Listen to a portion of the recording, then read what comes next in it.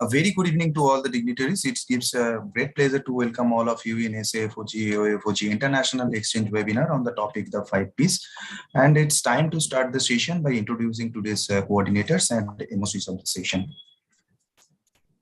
So it's my immense pleasure to introduce Sir Dr. Joyitang Sir. Sir was the Secretary General, FOXI 2018 to 21, Project Lead FOXI, USAID's project 2020 to 24. Sir was the past president, Mumbai Obstetrics and Gynecological Society. So Sir was the Deputy Secretary, NEOFOG, and immediate past chair, FICO Committee for Safe Abortion. Apart from that, Sir received many awards, including FRCOG Honoris Causa in 2022 by the RCOG and many publications. And I'll get it. So, Shaiti, next, please. Dr. Silvapriya Saravanan, madam.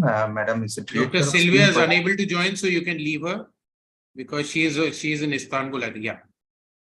It's my immense pleasure to introduce Dr. Niharika Malhotra, madam. Madam is the frequent consultant in Rainbow IVF. She's the chairperson of FOXI Young Talent Promotion Committee 2022, Joint Secretary FOXI 2018, and she's the assistant editor journal of IJHRD. So apart from that, madam received also many awards in her career. And last but not the least, Dr. Manisha Singh, madam. Madam is the consultant at Parud Hospital, Varanasi, and she is the winner of FOXI ISAP YTP NTP Award 2021, winners of IMA of DS Mugursar Award for Research 21. Apart from that, madam is published in a thesis in journal, and she is the lifetime member of Indian Fertility Society, Indian Menopause Society, and PCOS Society as well. So with the short introduction, I request Dr. Monisha, madam, to take over the session for further proceedings. Thank you very much. Thank you so much, everyone, and a very good evening from Agra. I take pleasure to welcome you all to the SAFOG AOFOG International Academic Exchange webinar today. And we have a very interesting session on the topic of the 5 Ps. The 5 Ps are actually going to cover preterm labor, preeclampsia, premature rupture of membranes, high-risk pregnancy, and parturition-related issues. Today, we have 400 pre-registered delegates with us, and I'm sure this number is going to increase as the webinar begins. And I now actually request a welcome address by none other than Dr. Rahana from Sri Lanka. We welcome you here, sir, and it's always a pleasure to meet you virtually online. Dr. Rahana, sir, is Chairman, Nine Wells Care Mother and Baby Hospital. He is the Secretary General of AOFOG, FIGO Chairman of Menstrual Disorders Committee, and President of SAFOG. He's also been the Vice President of South Asian Federation of Menopause Society. Welcome. Okay, thank you, Niharika, for that kind introduction. Good evening to everybody. I'm very happy to be present in this joint webinar, SAFOG AOFOG webinar, which is Dr. Sham, mute. Okay. Right. So, which we are doing as a joint program for the first time. And I must thank Professor Narendra Malhotra, the Director International Affairs of SAFOG, for organizing this activity. Not only this, he has organized so many other international activities along with SAFOG. Today, I am representing both SAFOG and AOFOG, but as this webinar is organized by SAFOG, I will be inclined more towards SAFOG and speak, I suppose. So I thank Dr. Narendra for organizing and conducting this and getting so many leading personalities in this field for this webinar, which will be very, very fruitful. So I must firstly welcome Professor Sumpaiko, Professor Walfrido Sumpaiko from Philippines. I mean, he is no stranger to all of us. He has been the live wire in the AOFOG for 17 years as the Secretary General. And he is the one who really introduced this 5 Ps to all of us. And he has conducted so many activities regarding these 5 Ps, mainly regarding the premature labor and premature rupture of membranes and postpartum hemorrhage. So we are very thankful to Professor Sumpaiko for joining this program so that we will be able to hear from him. And then I have to welcome Professor Isaac Lumbiganon, our AFOG president, who is was very, very busy. He has been to so many conferences, but in spite of that, I'm thankful to Professor Pisek for all his assistance given to us and the support given to SAFOG and to working in close collaboration with SAFOG in the scientific activities. I thank Professor Pisek for joining, and I welcome him to this webinar. Then I would like to welcome all our past presidents, Professor Rashid Latif Khan, I think he'll join shortly, and Dr. Professor T.A. Chowdhury. Both of them, I congratulate them for being awarded the fellowship of the Sri Lanka College of ONG in the recently held the Silver Jubilee Congress of SAFOG.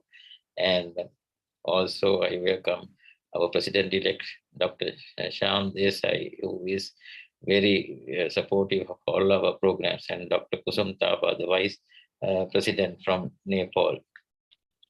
And then we have the speakers. I welcome all of them. I mean, they are from representing all the countries, many countries from the APOC. And I thank Dr. Ratnasiri, the MF committee chairman of this APOC, for organizing the A4G speakers. Dr. Ratnasiri himself, Dr. Lee from the NUS, Yong Soon Leung from Malaysia, and Dr. Shihato Makino from Japan. I'm thankful to all of them for joining. I know in Japan it is a little bit late in the night still. And then we have the moderators, Dr. Jayadeep and Professor Rubina Sohail, who is the past president of SAFOG. I think both are very exciting moderators, and I am sure we are in for a very interesting panel discussions with the panelists. Dr. Raju from India, Dr. Professor Lubna from Pakistan, Professor Sanat, Professor Habika Babak, Professor Samina Chowdhury from Bangladesh, past president of OGSP, Professor Asma Rana is also past president of SAFOG, and I hope Dr. Asil from Maldives and Dr. Ferg from Bhutan will also join. I welcome all of them. So it is really a South Asian SAFOG webinar, and so they are very well represented, and I thank Dr. Narendra for incorporating all the SAFOG members to this webinar. And before ending, I must welcome Professor Yusuf Latif, who is our energetic Secretary General, who is with us today, and not forgetting our Master of Ceremonies, Dr.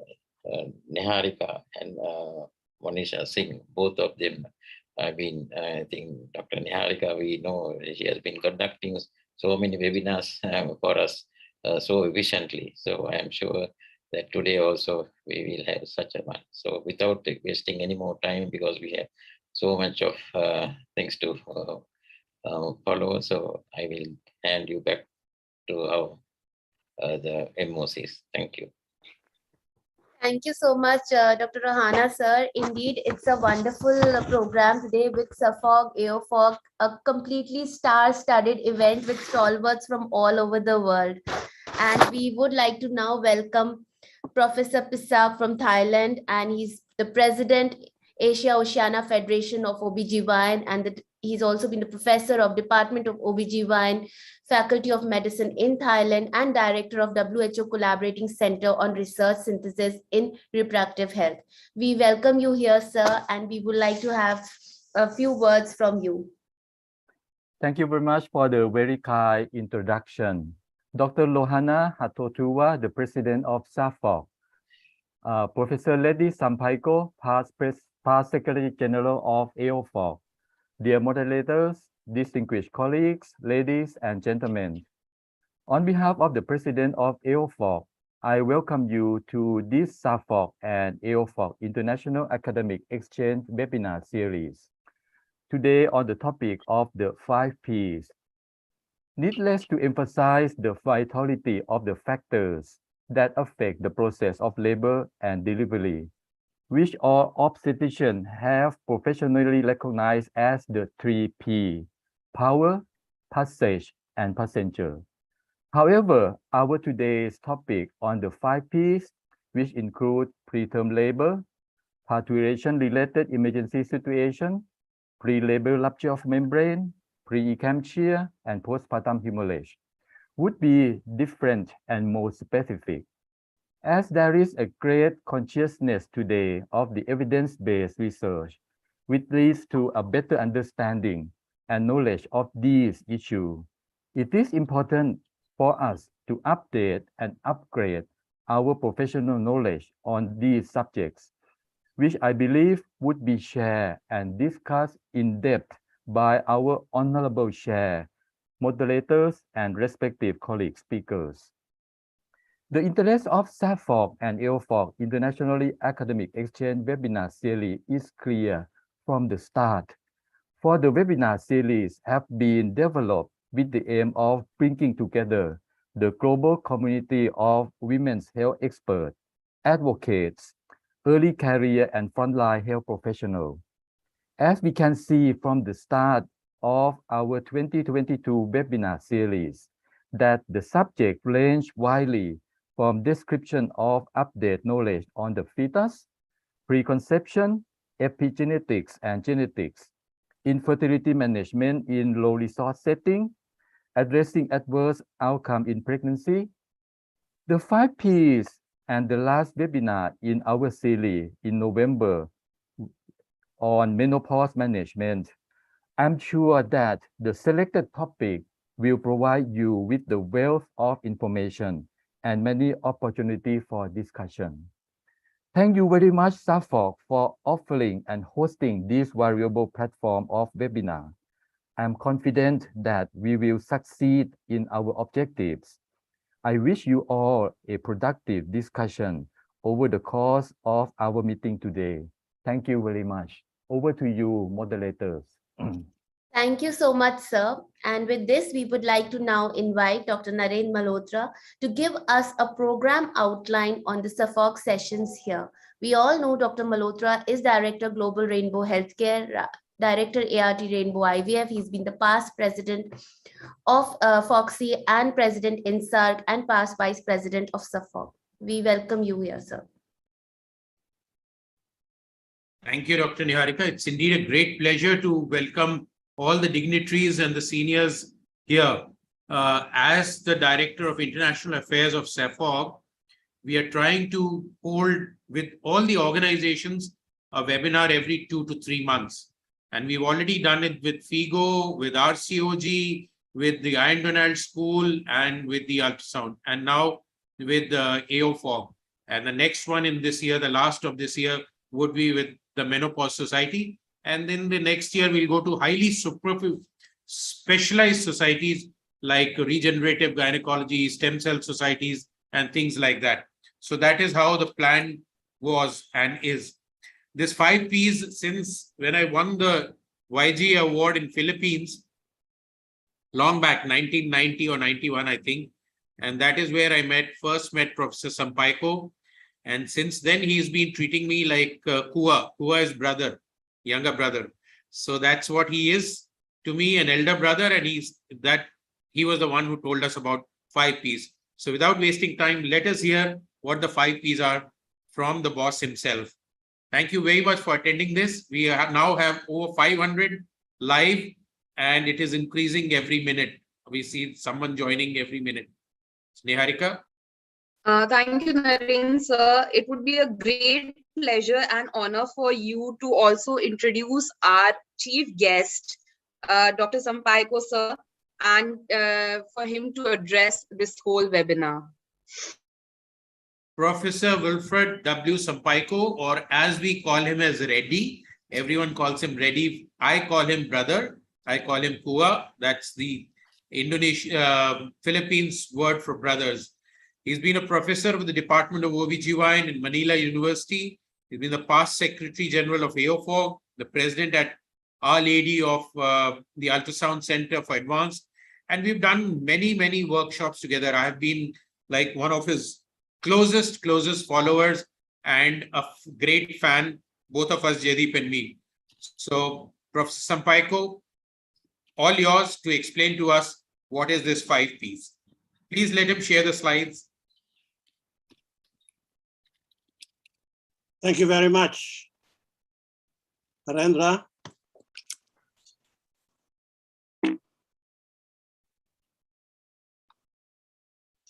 Firstly, I wish to give my fraternal greetings to the organizers, especially Dr.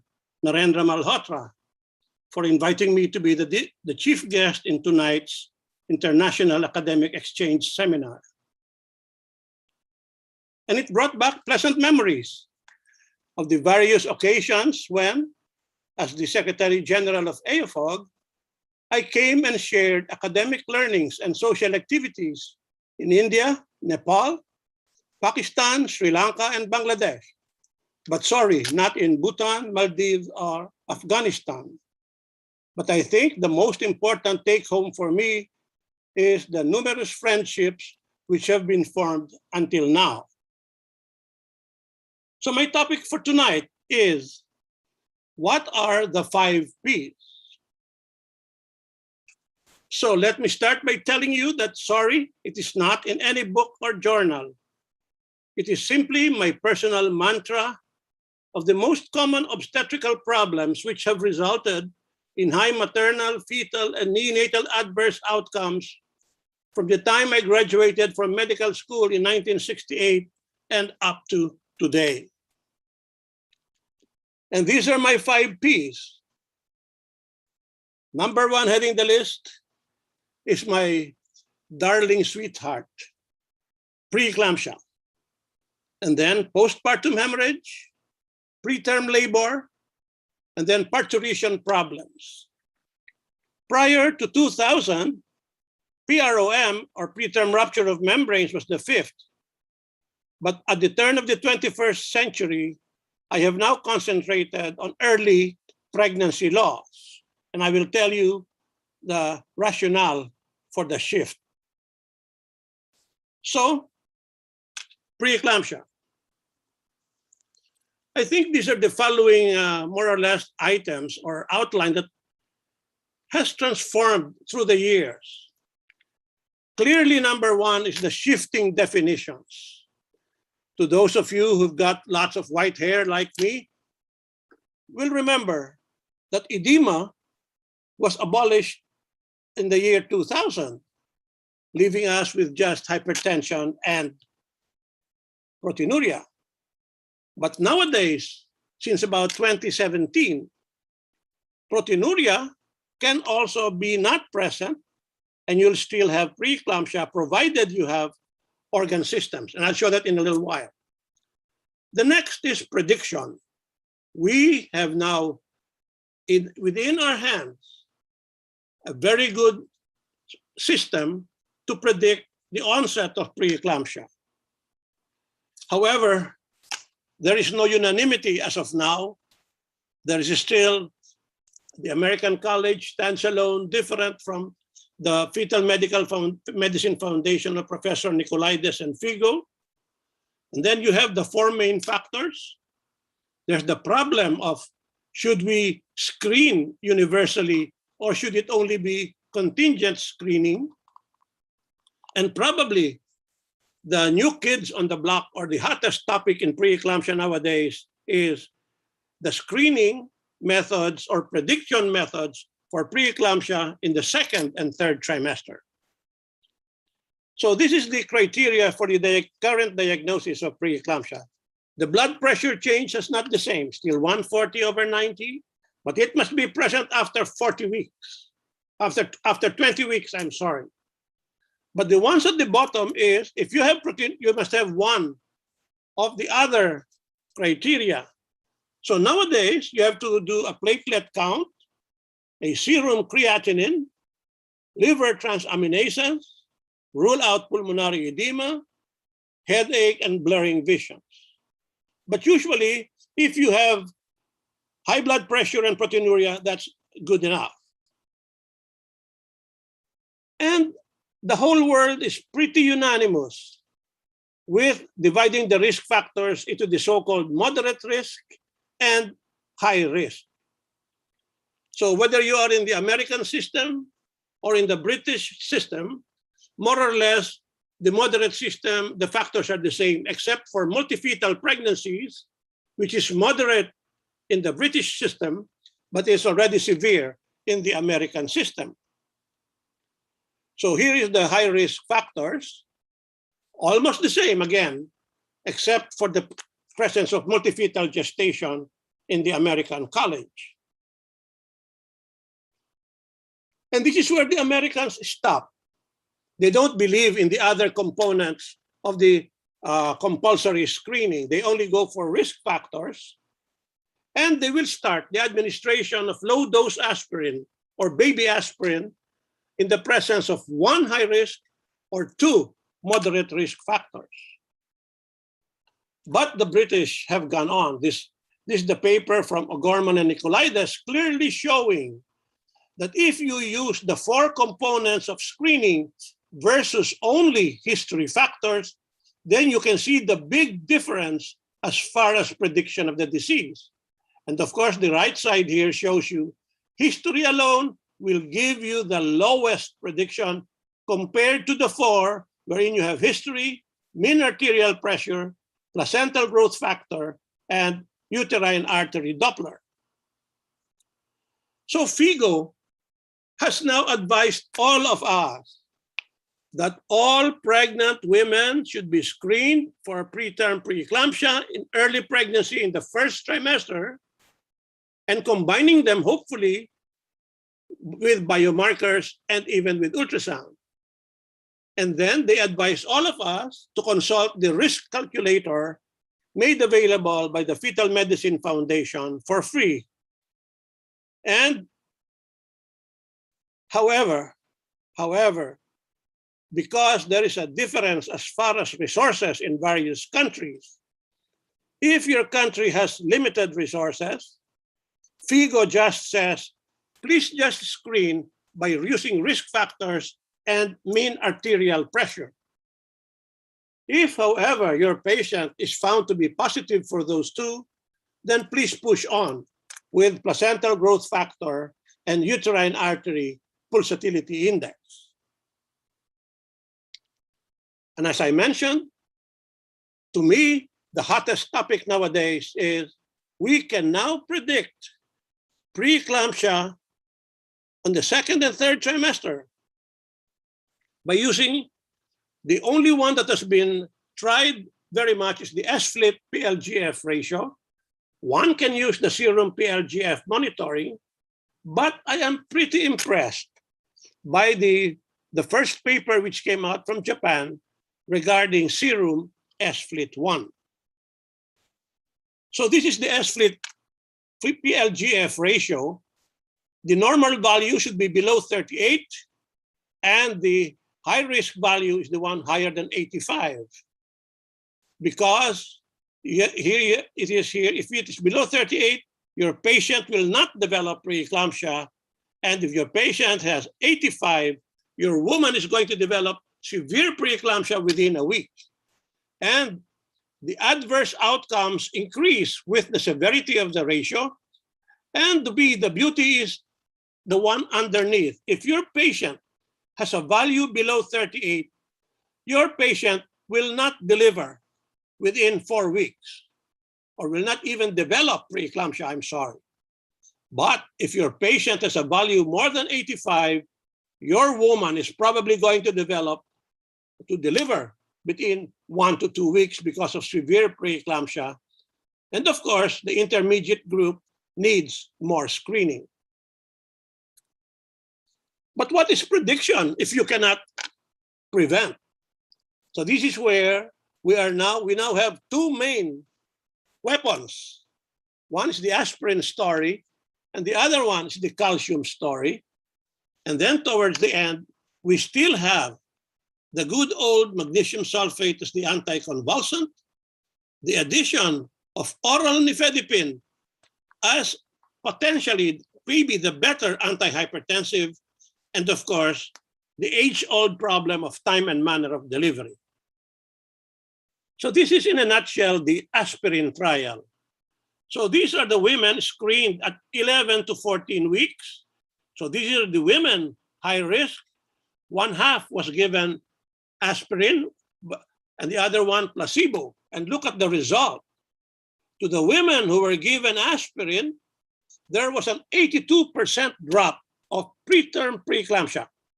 Early, that's about 24 to 34, and a drop of 62% in all preterm pregnancies.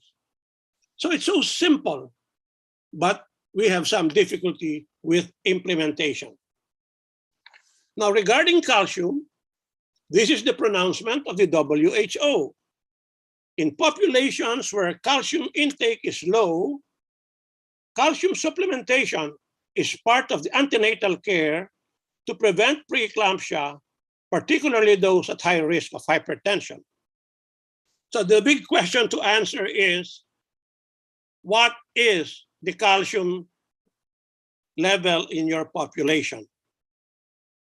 So here is the world's diagram. Here is the division of calcium intake. The normal intake of a pregnant woman should be 900 milligrams per day. So if you will look at the colors of the countries on the board, you will see very few countries have the green or the light green color. And the great majority are either in the dark red, the violet, or the brick red. In my country, we belong to the high-risk group, and therefore, we have to supplement our patients with calcium. Okay. So that is more or less the current status of preeclampsia. Now let me go to postpartum hemorrhage. In the Philippines, postpartum hemorrhage is no longer the #1 cause of maternal death. We have been able to bring it down. Our #1 now is hypertensive complications in pregnancy, the top 2. So this is just a short outline, more or less, of how probably we can help bring down postpartum hemorrhage in SAFOG and AOFOG. Risk assessment. And all my life, I have been a believer in the so-called hemostasis mnemonic. I also believe in the active management of the 3rd stage of labor. And now we have to learn a little bit about the new oxytocic, specifically heat-stable carbetocin, and of course, the tranexamic acid story, which is now quite routine in postpartum hemorrhage, and maybe a little bit on surgical approaches. As far as antenatal awareness, I think we have to investigate the risk factors by history, and then we have to screen the simple CBC, complete blood count, with MCV and MCHC. And to the women who are found to be anemic, then we give routine iron supplementation together with folic acid. Now, this is the hemostasis drill, which, as you know, is probably formed by Professor Arul. The first 5 or 6 of these are medical, and the ones at the bottom, compression sutures, pelvic devascularization, interventional radiology, and hysterectomy are the surgical approaches.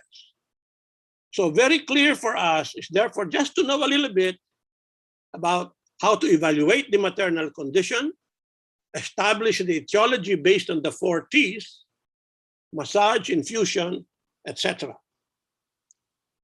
The active management of the 3rd stage of labor is known to all of us, wherein we usually routinely massage the uterus, although RCOG says it doesn't help. 2 is we give a uterotonic, but we should now know whether it should be oxytocin, should be misoprostol, Should it be the prostaglandins or should it be carbetocin? And then lastly is controlled cord traction, but with the caution that we should wait for the pulsations of the umbilical cord to stop. That's probably about 1 minute. And the take-home message from tranexamic is it must be given within 3 hours of the onset of postpartum hemorrhage. Well, in fact, some countries, specifically France, have already started even giving it prophylactically during the normal vaginal delivery of some of their patients. And the doses is just 1 gram by IV push of 1 cc per minute. And this is the diagram shown already by the World Health Organization. So if we go down through it, do we have the skilled personnel who can inject this? Majority, I think, in our countries is yes. But if not, then you must train your health workers, but this time only up to misoprostol. If oxytocin is available, please make sure that it is refrigerated. Okay, if it's not, so in other words, it's very difficult for your midwives to carry around refrigerated oxytocin to the front lines. So here again is the caution for tranexamic acid. And on the right side is the caution by the World Health Organization of the options aside from oxytocin. So there you've got heat-stable carbetocin.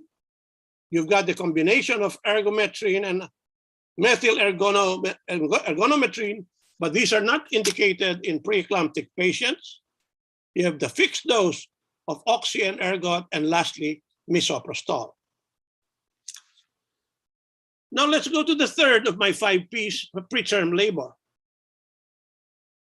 And I think the biggest advance here is, as far as I'm concerned, is I think we do here in our local setting universal screening of all women. And these are these 4 reasons. Number 1, in preterm labor, the first finding you will see is shortening of the cervix and the cervical canal. And number 2, the shortening or effacement begins from the internal os, which are not reachable by our pelvic fingers. And this is where you have the advantage of ultrasound. And number 3, we have already the abnormal numbers. So if you find, to make it easy for me, I just teach my students the critical, you should screen at about 25 weeks, and the critical cutoff is 25 millimeters. So it is 25 at 25. And of course, at the end, we should all know how to manage preterm labor now with progesterone, cerclage, or pessary. Now, this is now the FIGO pronouncement. It's not mine. FIGO recommends sonographic cervical length screening in all women from about 19 to 24 weeks using transvaginal ultrasound. So there is no choosing anymore. Just do it routinely. Anyway, it will take you only about maybe 2 or 3 minutes. And this is the mnemonic that I also use for preterm labor. As you can see, this lecture is full of mnemonics. So TYVU, which resembles the shape of the cervical canal. So here is the letter T, here is the letter Y, here is the letter V, and here is the letter U. So when you see a letter U, then that clearly shows that you've got to do some surgical operations. And just so you will always remember the 4 letters, it is thank your vaginal ultrasound. And the last, for those of you who are ultrasound specialists, is the technique of cervical elastography. So basically, it measures the stiffness or the strain. And the key points here is the external os and the internal os measurement. And then you must have an app you must have an app connected to your machine on the so-called cervical elastography. What is my opinion of this? Well, I think a basic cervical ultrasound measurement of length is good enough for me.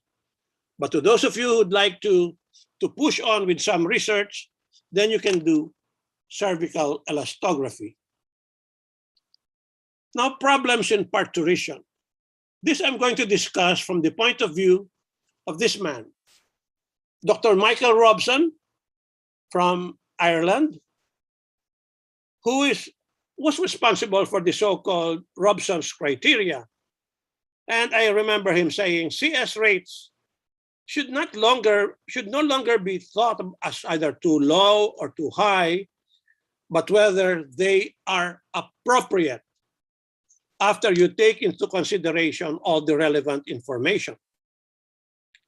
So what he did to get all the relevant information was he came up with 10 groups.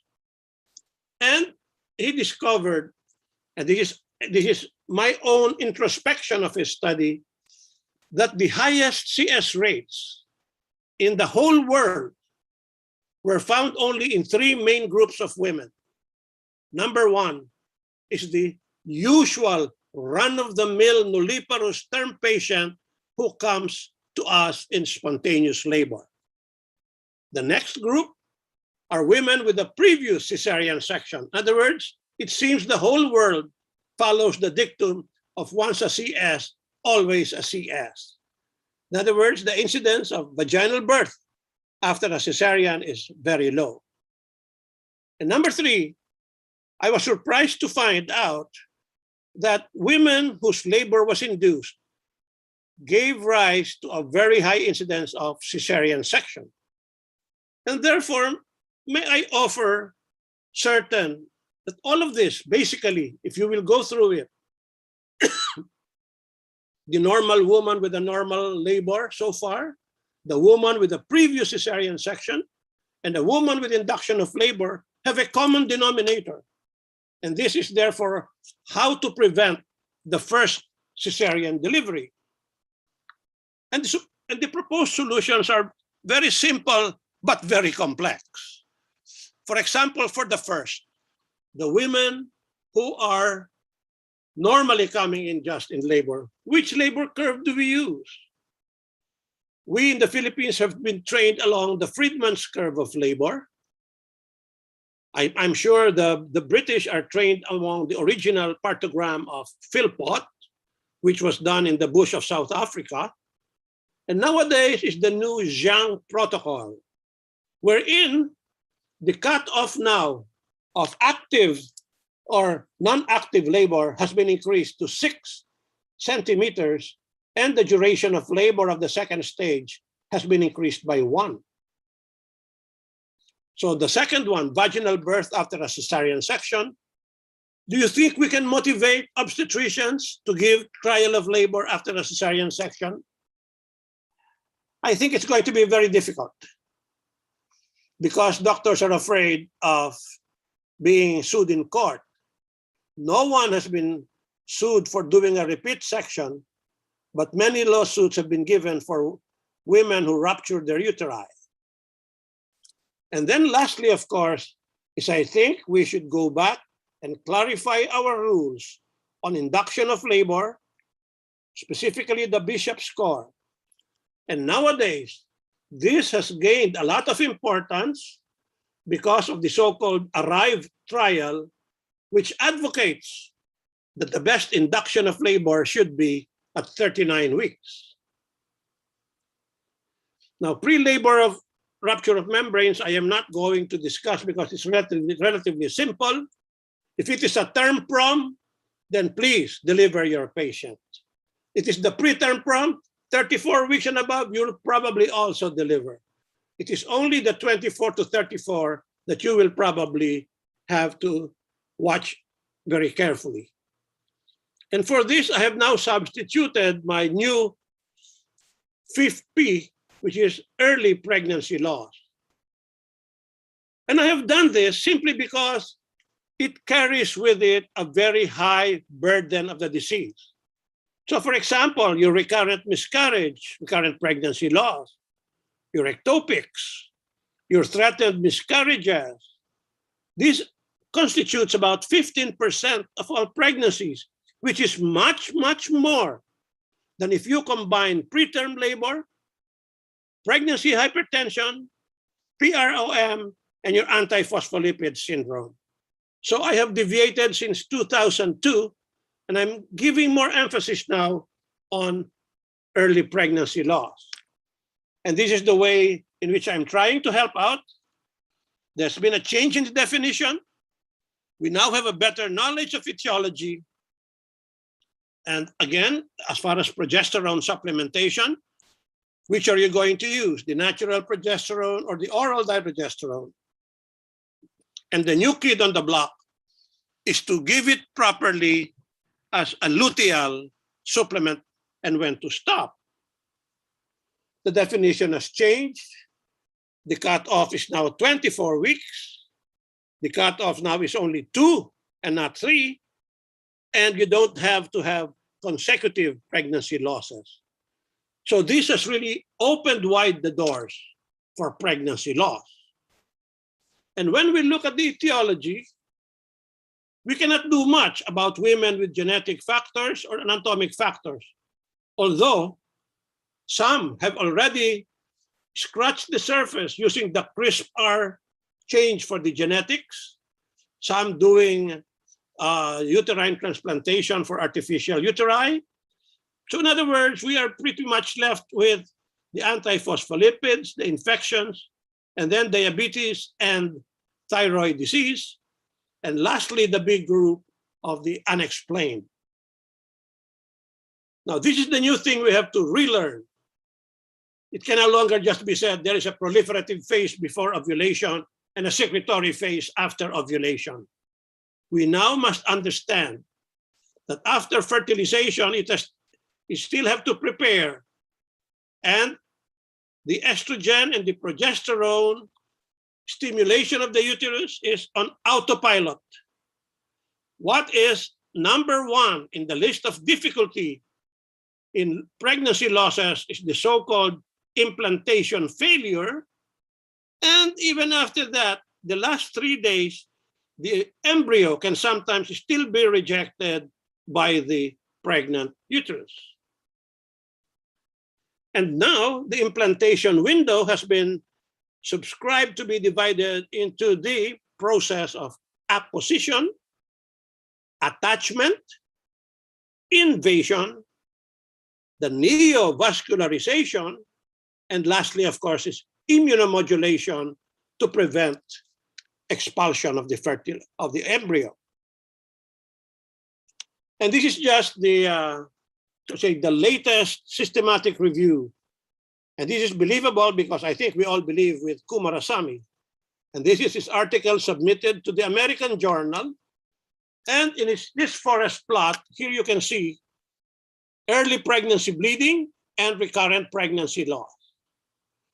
As you can see, all the diamonds are on the right, favoring progesterone. So there are no ifs, there are no buts, but we must give progesterone. And the choice, for me, seems to be in favor of oral because of the report of Pandian in here and Kumar below. But whatever it is, I think the oral progesterones have the advantage because it is easier. The woman prefers the oral route instead of 2 vaginal insertions or the injection by crinone. So that's it, folks. Those are my 5 Ps. I call it the story of my life. Preeclampsia, postpartum hemorrhage, preterm labor, parturition problems, PROM, but now replaced by early pregnancy loss. So that is my last slide. Thank you very much. Thank you, Naren, for inviting me. Everyone, please keep healthy, and safe. Thank you very much. Fantastic, Prof. Fantastic overview of all the 5 Ps. And we will there is a question from somewhere, I think it's from Japan, and they say, can you share this presentation? So I have promised him, I think you can share it with me and we'll put it. The video recording is available to everyone on a link, which of this and all the previous also.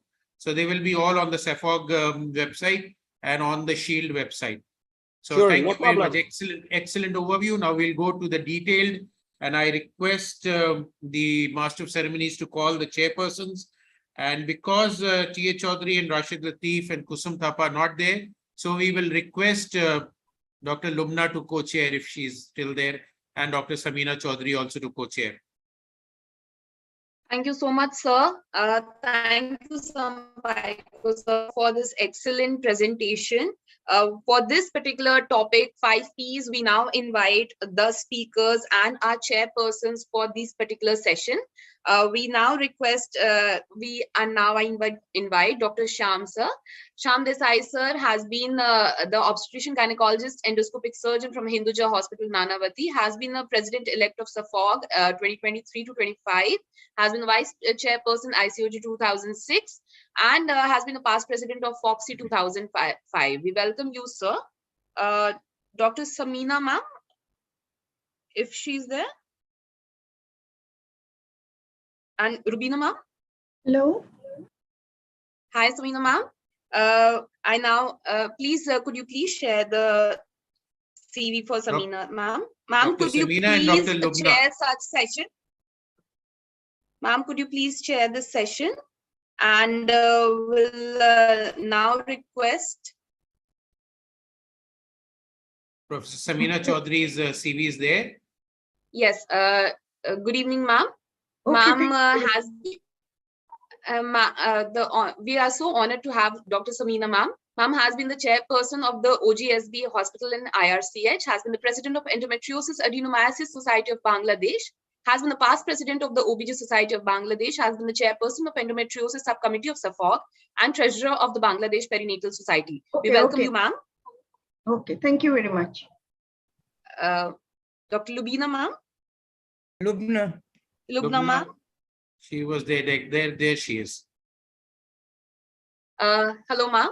Ma'am has been the consultant OBG or consultant obstetrician and gynecologist, has been the founder of the Women's Hospital, Peshawar, Pakistan, has been the vice president of SAFOG 2019 till date, member of FIGO Committee of the Women in Crisis, has been the founder director of the Women's Health Intervention and Development Initiative, has been a WHO technical expert in the PCPNC guidelines. We welcome you, ma'am.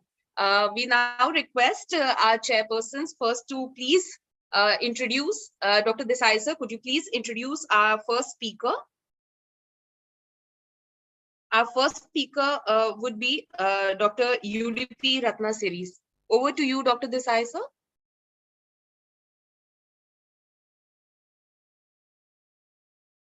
So if you're not there, sir, could we please request Samina can do it.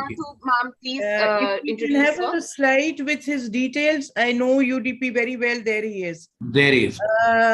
Ratnasri, apart from being a very good friend and very vibrant in both SAFOG and in his own country, he's a consultant obstetrician and gynecologist at Castle Street Hospital for Women in Sri Lanka.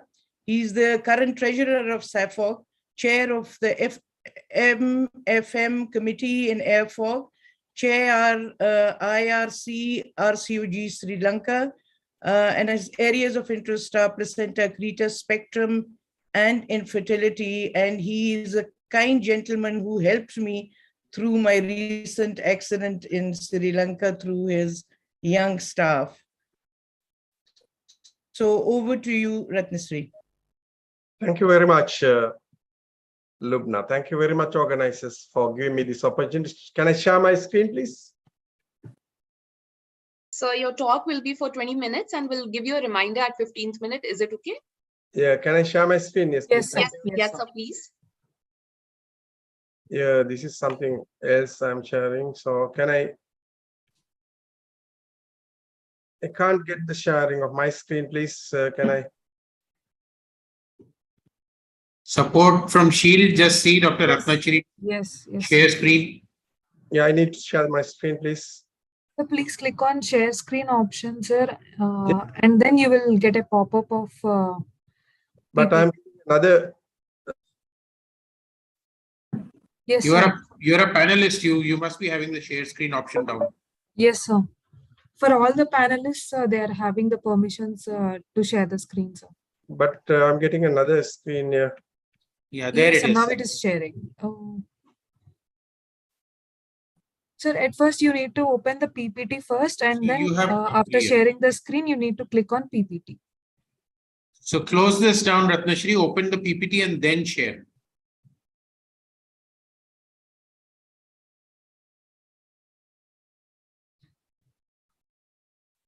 Sir, I request you to please open the PPT first and then start sharing, sir.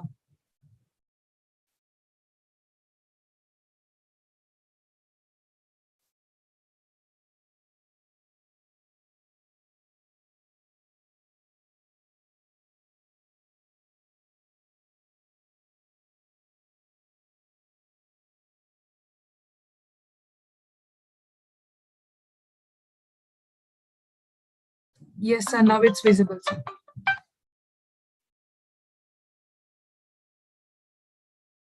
Perfect.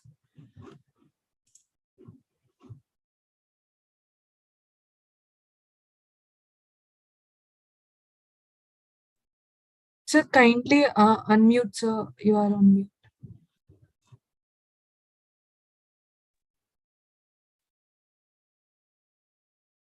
Dr. Yes. Ratnashri, unmute, please. We can see your slides, but can't hear you. Yeah, I can't move my slides even. Yeah, now it is okay. Perfect. I can't move my slides. Is there any problem here? So move with arrow keys. Yeah, it's not moving.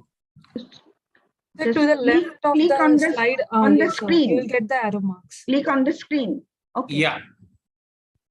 Yes, thank you very much, the organizers, for giving me this opportunity to talk to you on preterm delivery and the novel concepts. So as you all are aware, globally, it's a big problem. So globally, you can see in the the world map, there are regions with high number of preterm births exceeding 7,500 a year. So in our region, Suffolk, SARC region, we see the dark blue and sometimes light blue, and we are contributors to the majority of preterm births in the global arena. So with that,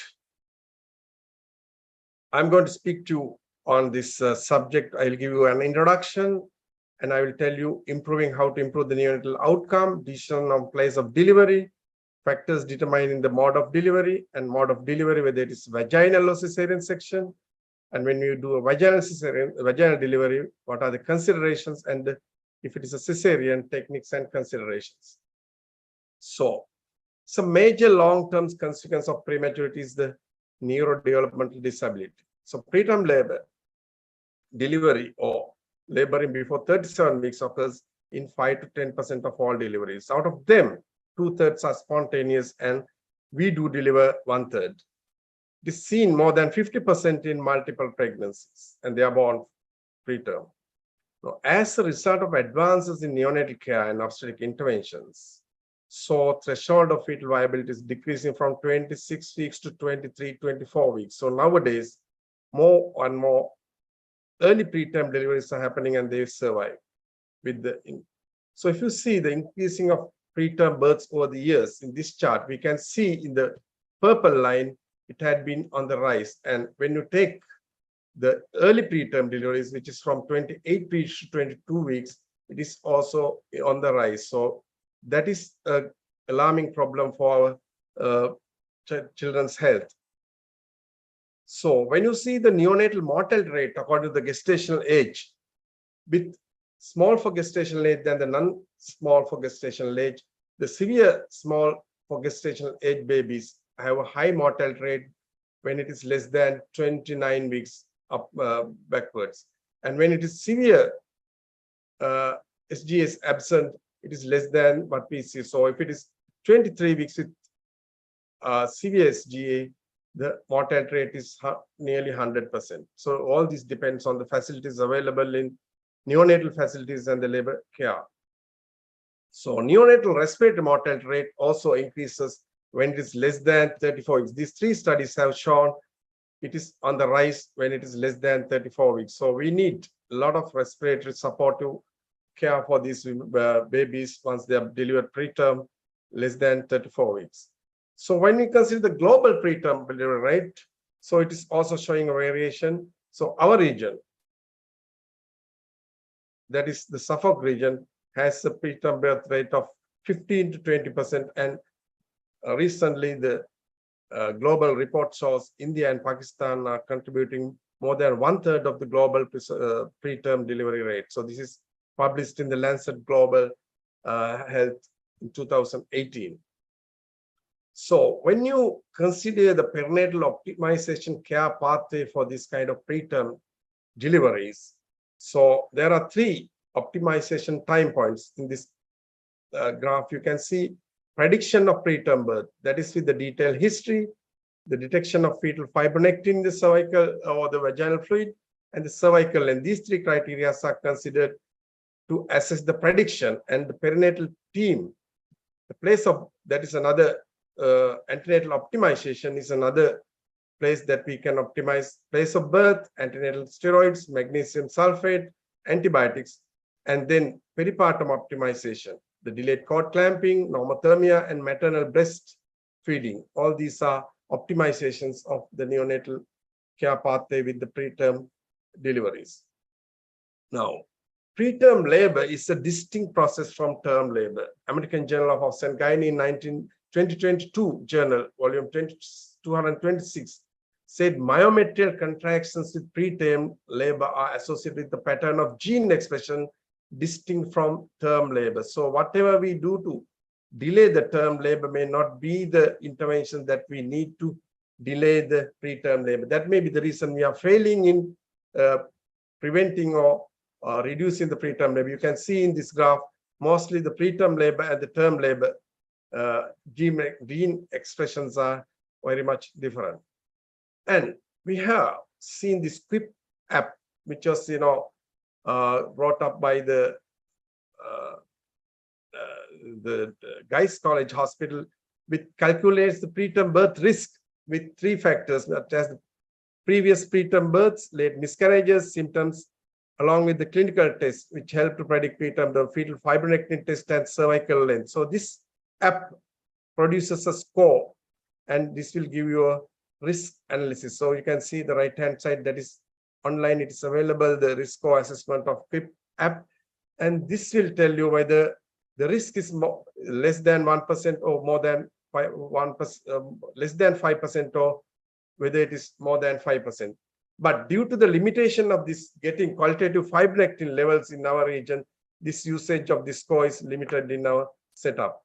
So if you see the interventions to prevent spontaneous preterm birth with single-term pregnancies who are at high risk, this systematic review in BMG 2020 showed among all these progestogens, oral progestogens, cervical cerclages, sirotcast, pessaries, fish oil, bed rest, clindamycin, the best intervention is the vaginal progesterone should be considered the preventive treatment of choice for women with single pregnancy identified to be at risk of spontaneous birth because of a history of spontaneous birth or with short cervical length. So that is the best intervention that we can give. Now, when you see the gestation-specific mortality rates in Sri Lanka, so it is rising up when it is more premature, and it is more 100% when it is 33%. So when we prepare a mother for a preterm delivery, what are the important interventions? So to improve perinatal mortality and morbidity, steroids, magnesium sulfate, antibiotics, these are the interventions in the antenatal period. And in the delivery, place of delivery and neonatal facilities, the mode of delivery and labor, whether it is a cesarean section, vaginal delivery, and what interpartum considerations we have to consider. And parent counseling and support and the postpartum care all are included.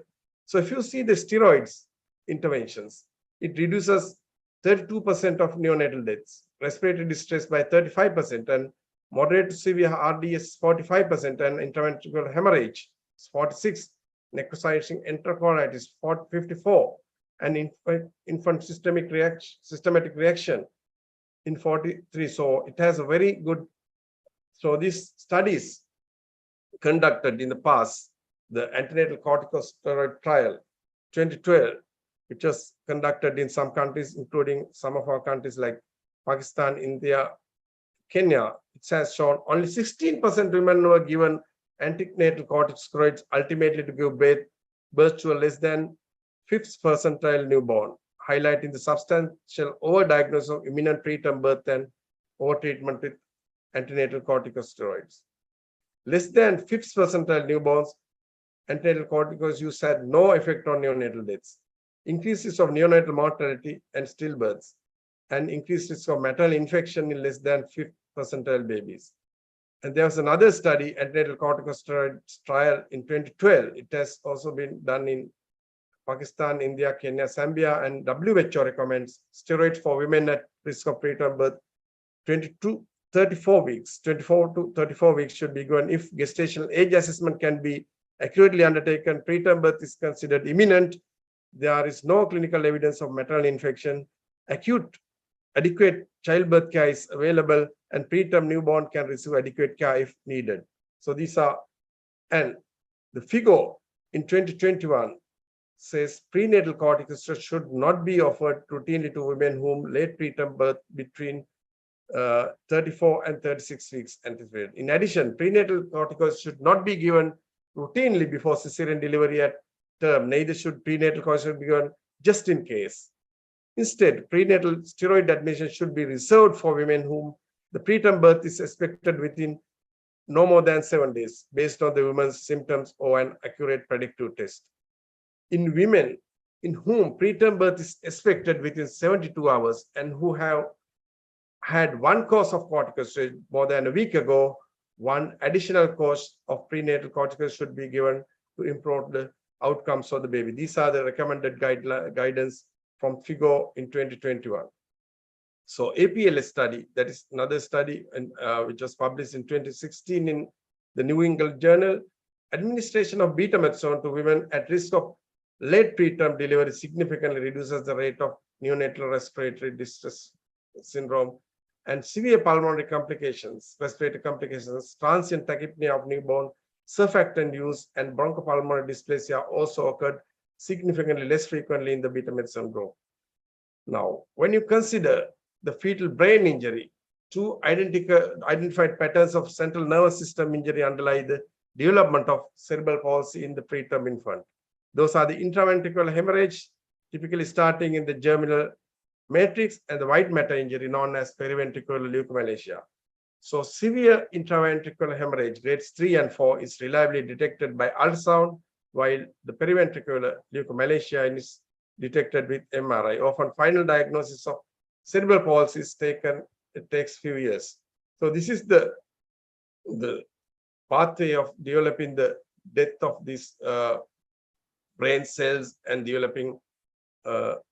So magnesium sulfate is considered to be an intervention to minimize the brain death or the cerebral palsy. It reduces cerebral palsy by ratio of 0.6 to 95 confidence interval, and it reduces the risk of gross motor dysfunction 95% confidence interval by 0.61. So these are all trials conducted, and it has shown to improve the risk of cerebral palsy and the gross motor dysfunction. So these are the guidelines and the dosages which have been used in several different countries. The commonly used loading dose is 4 grams, and 1 gram per hour is sent for 24 hours in most of the countries as a protocol for use of magnesium sulfate.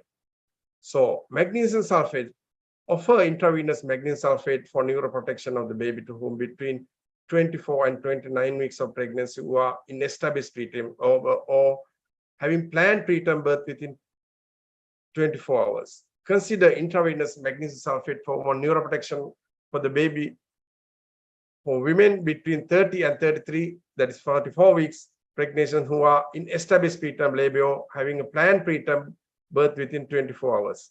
Give 4 grams intravenous bolus magnesium sulfate over 15 minutes, followed by an intravenous infusion for 24 hours. For women in magnesium sulfate, monitor fetal clinical signs of magnesium toxicity at every 4 hours, recording pulse, blood pressure, respiratory rate, and deep tendencies. Interpartum antibiotics. Offer antibiotics during labor to women who are in preterm labor or have group B streptococcal colonization bacteria or infection during current pregnancy. Have done beta streptococcal colonization bacteria or infection in a previous pregnancy and have not had a negative test for group B streptococcus by enrichment culture or PCR on a rectovaginal sample collected between 35 and 37 weeks of age. Have a previous baby invasive group B streptococcal infection or have a clinical diagnosis of chorioamnitis. This is NICE guideline in 2021. So interpartum antibiotics, when you consider, if you see intravenous gentamicin during labor, use once daily dosing and give first dose of antibiotic as soon as possible after labor starts, as infection is suspected in case of chorioamnitis, and continue until the birth of the baby. These are all guidelines, NICE guidelines in 2021. Be aware that therapeutic drug monitoring may be needed when using gentamicin or vancomycin during labor. So when you consider the place of delivery and neonatal facilities, major determinant of the neonatal outcome, consider intrauterine transfer to a center where neonatal facilities are available if it is not available with the neonatal team and obstetric team at the tertiary care center. So needs good communication and coordination between units and give tocolytics until the transfer is. In utero transfer may not be feasible if delivery is imminent, as more risk if delivery occurs during transfer. So preterm delivery and labor, deciding on the mode of delivery, malpresentation and compound presentation, interpartum monitoring, labor progression, delivery techniques, anticipation of postpartum hemorrhage, neonatal support. So determination of mode of delivery needs to be individualized and driven by clinical judgment based on several factors. Indication for preterm delivery, spontaneous delivery more likely to achieve vaginal delivery, while atogenic preterm delivery is more likely to lead to a cesarean section. Vertex or non-vertex is a determinant. Presence of sepsis, antepartum hemorrhage, progression in labor also are important. Now, mode of delivery in preterm births, vaginal versus cesarean.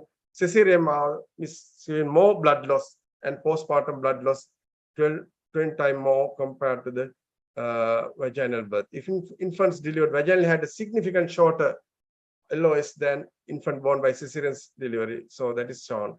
And when you see vaginal delivery versus cesarean section, even with preterm gestation, singletons, WHO multi-country survey shows cesarean was associated increased sorts of MICU additions, maternal near misses, NICU admissions, and decreased sorts of fresh stillbirths and perinatal deaths compared with those delivered by vaginal birth. There is no significant difference between cesarean section and vaginal births of ABGA score less than 7 at 5 minutes and early neonatal death for vertex presenting fetus. For non-vertex fetuses, cesarean section was associated with reduced odds of ABGA score less than 7 at 5 minutes and fresh stillbirth and perinatal deaths. So there are difficulties encountered during cesarean section with because in less than 28 weeks, the lower segment may not be formed, and there can be malpresentations like breech, transfers, and poorly developed or adequate access for manipulations, and ruptured membranes will make it more difficult. And fetal head entrapment with breech presentations through small transition space and may lead to difficult deliveries, and there may be, in addition, placenta previa and accreta. So therefore, may need modifications to the incision or classical. So these are the incisions, different incisions. I'm not going to go into details. So when you do a classical incision, there's a risk of 4 to 9% scar dehiscence or rupture later on. Low transverse T extension will cause 4 to 9%. Vertical has only 1 to 7%, and low transverse 0.2 to 1.5. So what are the considerations necessary? Pre-operative counseling of the mother, valid consent, neonatal team and NICU bed should be available. Arrange the cesarean section at the time of convenient neonatal expertise, and ensure the checklist: neonatal team, transport incubator ready, plastic bag available, anticipate postpartum hemorrhage. And amnioprotective cesarean section, or first introduced by Hillermans in 1988, can be performed if the membranes are intact. So this is called ENCOL delivery. Minimal fetal trauma at delivery. Presence of amniotic fluid around helps to manipulate. It prevents triggering uterine contractions and preserves uteroplacental blood flow until from incision to delivery and may be beneficial for very low birth weight babies and extreme premature babies. So considerations, again, valid consent, neonatal team, and end-call delivery. Normal incision, uterine incision is transverse or vertical or J-shape. Hysterectomy incision 3 to 4 centimeters using scalpel. Elevation and careful thinning of the inner endometrial and residual layers to promote the separation of uterine tissue from the prenatal membranes. It can be extended to uterine finger and lateral. So these are the techniques of end-call delivery that I'm not going to go into details. And when during this delivery, membrane rupture may be inevitable positions, and practice is the key. Can deliver membranes intact along with placenta with experience. Perform amniotomy once the delivery is complete. And immediate neonatal care is needed. Umbilical cord clamping may be delayed if feasible. Cord milking is not recommended. Cord glass to be ruled as a result to see whether there is acidosis, and transfer baby using plastic bag to minimize neonatal hypothermia. So there is insufficient evidence on the effectiveness of plastic bags wraps in providing thermal care for preterm newborns immediately after birth. However, during stabilization and transfer of preterm newborns to specialized care, wrapping in plastic bags wraps may be considered as an alternative method if you don't have the transport incubator. So intrapartum factors. So continuous fetal monitoring should be offered. So there are changes in the preterm CTG interpretation. So physiological interpretation is needed. And these are the changes. Baseline heart rate may be usually higher at 20 to 24 weeks. Accelerations may be slower than, it is less than 10 beats per minute, may last for more than 10 seconds.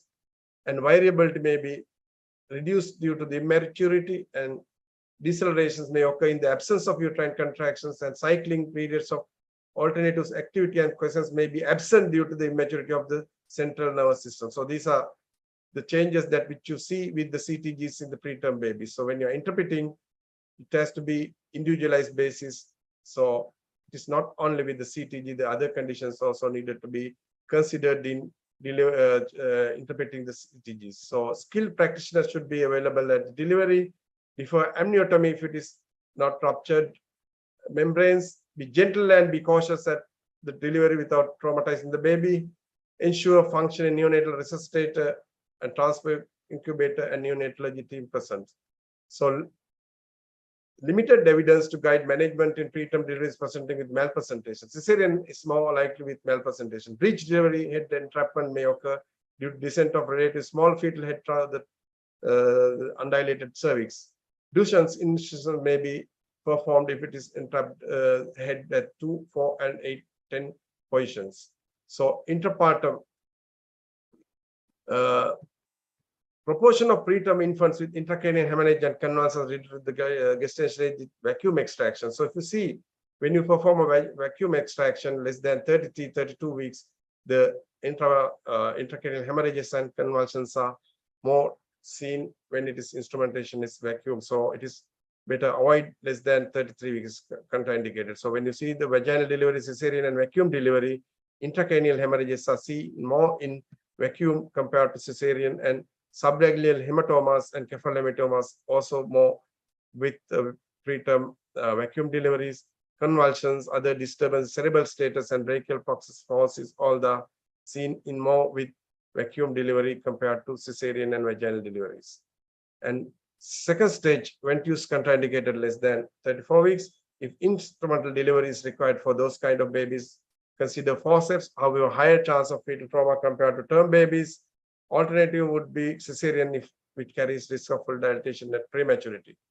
There is limited evidence to guide practice, confounding factors due to complications and due to prematurity and retrospective studies. So postpartum care is important. Counsel parents regarding events surrounding current preterm labor. Liaise with neonatal team. Arrange measures to enable NICU visits by the parents. Psychological support is needed, then social support is needed. Breast milk expression, if sometimes maybe suppressed. Counsel measures to prevent preterm death in the future pregnancies with more pregnancy intervals more than 18. And smoking cessation, optimize the BMI, plan cervical length surveillance and cervical sutures in next pregnancy and if indicated. provide clear documentation instructions which may be beneficial for next pregnancy. So thank you very much for listening to me regarding this preterm birth and the novel concept presentation. Thank you very much. Thank you so much, sir. We'll request our chairpersons to please give their expert opinion on this. Thank you very much. And it's a fantastic talk from Ratnasiri, and it's a complete presentation. It starts from a beginning and at the end. This is a very useful presentation, especially for our postgraduate students. They will be very much benefited from this presentation. An alarming thing is that there is increasing incidence of preterm birth, especially in this Suffolk region. So we need to do something that we have to reduce this incidence, because we know that complications of this prematurity and other things, and also it increases the cost of national cost also increases with this. And also the patients' sufferings and the cost of bearing the cost of for the NICU care is a very high amount. So it is very difficult for the patient to manage it. And I think it's a very good thing that QUIPP app use is this core is very useful. I think so that our juniors must be accustomed with this, that this QUIPP app version 2, we need to follow this. And about the care during antenatal period, other than prediction, antenatal period, we have to give steroid. And also one important issue, FIGO has shown that it can be repeated, this antenatal corticosteroid, but still there is a controversy that in some people they believe that there should not be, it should not be repeated because it may cause the neurological delay and the motor delay of the baby. So we have to think of it whether we will give second time. And all the things you have presented, it's an evidence-based, and it's a very good guideline for all of us. And you have given more emphasis on counseling of our patients, and also the family counseling is very important. And one thing we have to remember that we cannot convert a preterm baby into neonatal death. So we have to also consider these are the important issue. And I think I must say that it's a fantastic talk from Dr. Ratnasiri. Thank you very much for giving the opportunity to be a chairperson in this session. Thank you very much. Big clap for Ratnasiri. Thank you so much, Samina ma'am. Thank you, Ratna sir. Sir has been very kind for this particular topic and giving in a vast knowledge to us. If I can just add just 1 minute. I just want to confirm that, yes, we also have done a very, very large study in Pakistan when we were testing our app for the Robson classification.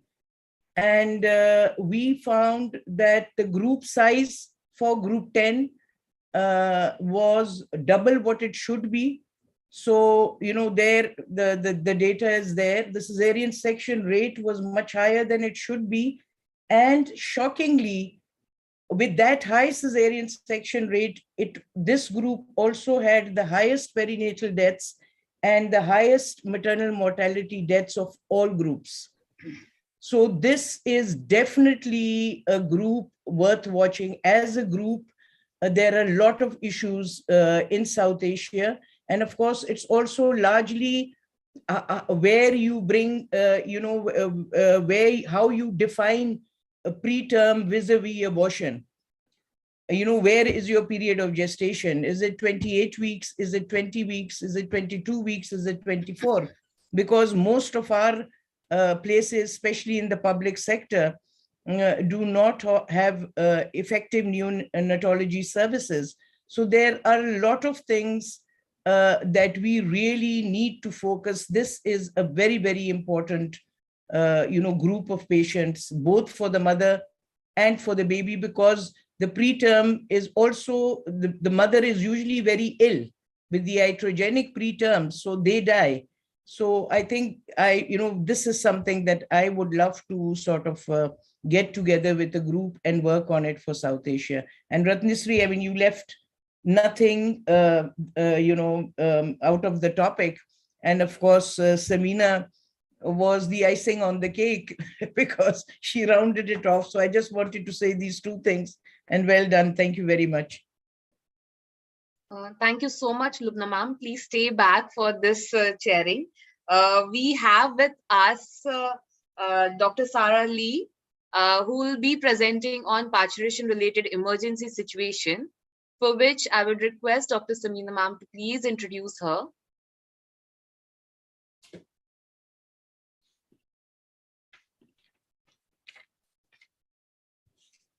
And Dr. Sarah Lee, Associate Consultant, Division of Maternal Fetal Medicine, Department of Obstetrics and Gynecology, National University Hospital, awarded the prestigious Young Gynecologist Award by the Asian Federation of Obstetrician and Gynecologists in 2018.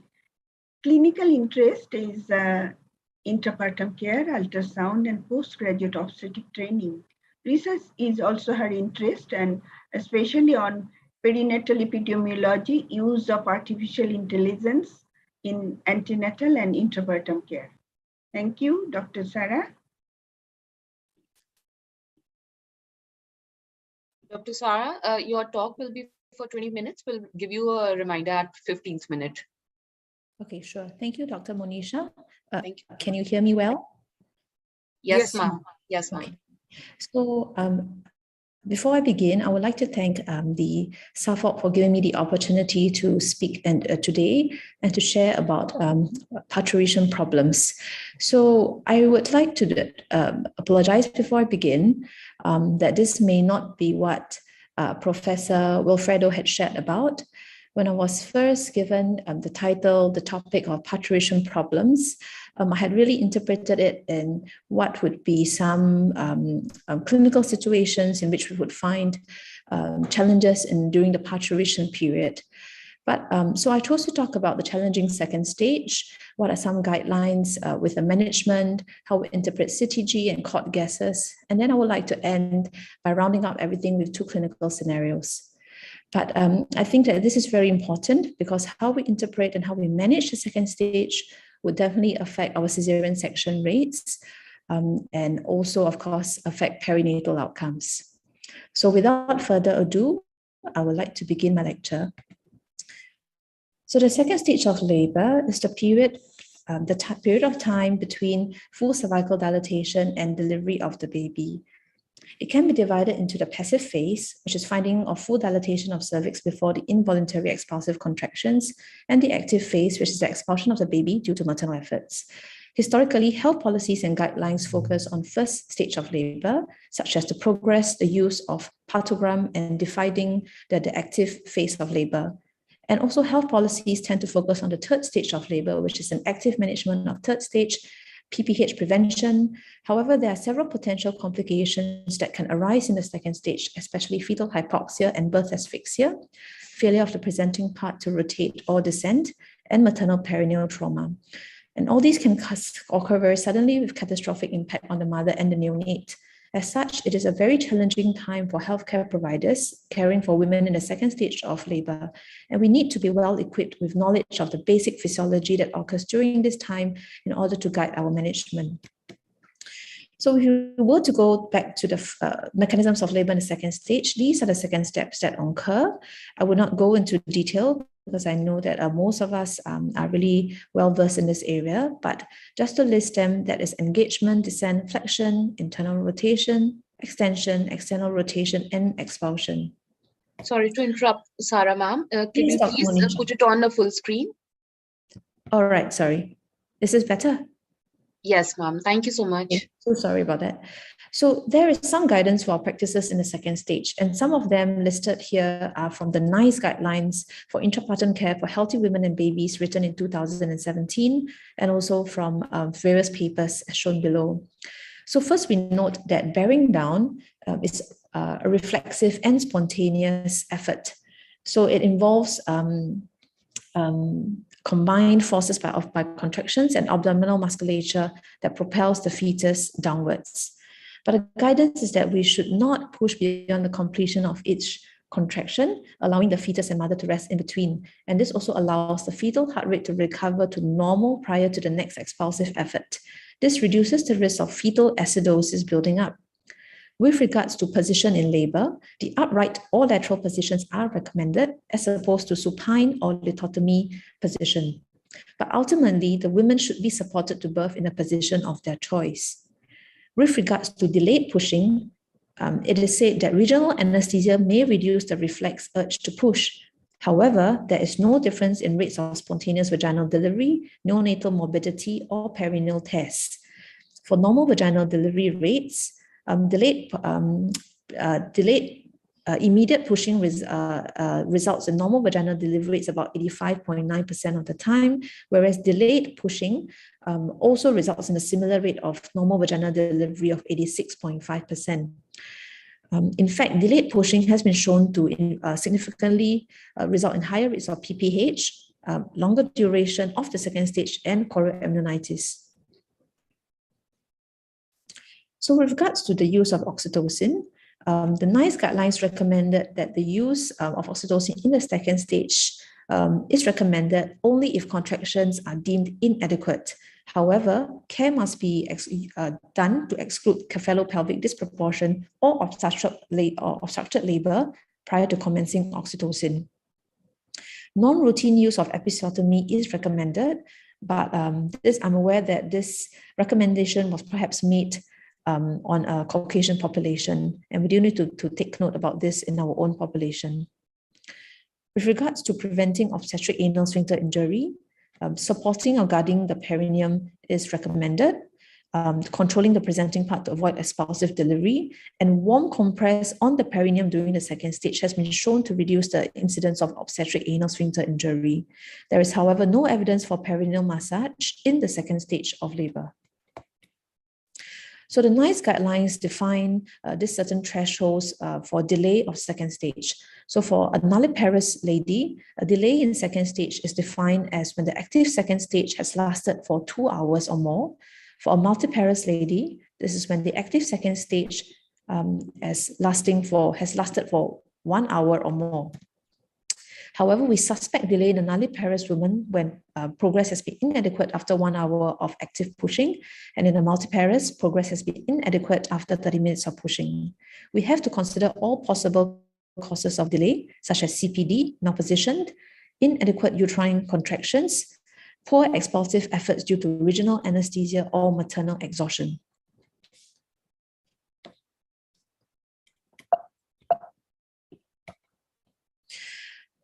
So the second stage reflects the period of maximum stage for the fetus. And that's why the second stage of CTG is very important that we know how to interpret it and manage accordingly. There may be more rapid decrease in fetal cerebral oxygenation and fall in fetal pH. And therefore, it's vital to determine if the fetus is showing normal physiological response to stress or being exposed to intrapartum hypoxia. Failure to interpret the CTG correctly in the second stage can lead to increased maternal or neonatal morbidity due to unnecessary cesarean or instrumental delivery, and also a delay in appropriate intervention leading to perinatal morbidity and mortality. So decelerations are common in the second stage, but not all of them reflect a pathological process.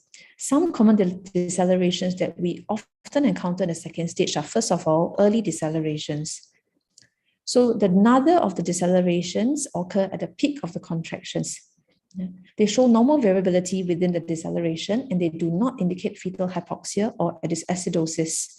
They represent an autonomic response mediated by vagal activation in response to head compression and an increase in intracranial pressure. Second most common decelerations that we encounter are uncomplicated variable decelerations, which are largely due to umbilical cord compressions. At the onset of a contraction, the umbilical vein is first compressed. This results in a reduction in fetal blood volume, and which results in a stimulation of the sympathetic nervous system and an increase in fetal heart rate. And that is typically described as the first shoulder seen on the CTG. The continued contraction causes compression of the uterine artery and an increased systemic vascular resistance and hypertension, and a resulting drop in the fetal heart rate. However, as the contraction eases, there is quick recovery to baseline, and that may also be presented as a second shoulder seen on the CTG. Uncomplicated variable decelerations can continue for a length of time before fetal hypoxia develops, provided the fetus shows a stable baseline heart rate and good variability between decelerations. So the presence of these decelerations warrants continued monitoring, close monitoring, but not necessarily a need for intervention if this, yes. Okay. So the ones that are worrying are actually complicated variable decelerations. Features that are that would cause us to be alarmed include a rise in baseline heart rate or fetal tachycardia, a reduced or absent baseline variability, a slow return to baseline heart rate at the end of the contraction. And these decelerations tend to be of large amplitude deceleration of more than 60 beats per minute, and also long duration of more than 60 seconds. There's often loss of shouldering. So this suggests worsening fetal hypoxic stress, and the fetus has actually demonstrated its loss of ability to compensate. Late decelerations, the features of them are uniform, repetitive, decreasing fetal heart rate, the slow onset at the mid to end of the contraction, and another typically occurs more than 20 seconds after peak of contraction. This is usually caused by contractions in the presence of ongoing hypoxia. And what happens is that a fall in oxygenation in fetal blood triggers chemoreceptors instead of baroreceptors, and there's a reflex constriction of peripheral blood vessels, and hypertension in the fetus that stimulates a vagal response and a slowing of heart rate. I'd like to talk about some concepts as published in this paper by Edwin Chandraharan in the UK. So there are two concepts displayed here: subacute hypoxia and gradually evolving hypoxia. So subacute hypoxia, the fetus is when the fetus spends most of the time in decelerations and is usually caused by uterine hyperstimulation. In the presence of these subacute hypoxia and decelerations, fetal pH drops at a rate of 0.01 every 2 to 3 minutes. The appropriate management would be first, consider stopping uteral oxytocin if it is already on, to avoid supine position and move the mother into the left lateral position, to start IV fluids for hydration, and expedite delivery if hypoxia persists. In the second stage, the mother is advised to stop pushing to allow recovery of the fetal status. If there is no improvement, delivery should be expedited. Once the fetal heart rate is stable, the mother can recommence pushing. Gradually evolving hypoxia is the most common type of hypoxia encountered in the second stage. The stepwise changes seen on the CTG are first, there's evidence of hypoxic stress manifested as decelerations. After that, the second step would be loss of accelerations. And third would be an exaggerated response of the fetus to hypoxic stress, that is when the decelerations get deeper and wider. And fourth, attempted redistribution to perfuse vital organs, shown as a rise in fetal heart rate baseline. So stages 1 to 4 are usually periods of stress for the fetus, but they are mostly able to compensate. Stages 5 to 6 are evidence of decompensation. So what happens is that in stage 5, there is further redistribution with vasoconstriction, and that represents as reduced variability. And lastly, terminal heart failure, where there's progressive decline in the baseline and bradycardia. So the management in this setting will be definitely aimed at improving fetal oxygenation in a compromised fetus. So the left lateral positioning, maternal oxygen, IV fluid boluses or hydration, and reduce contractions by stopping oxytocin.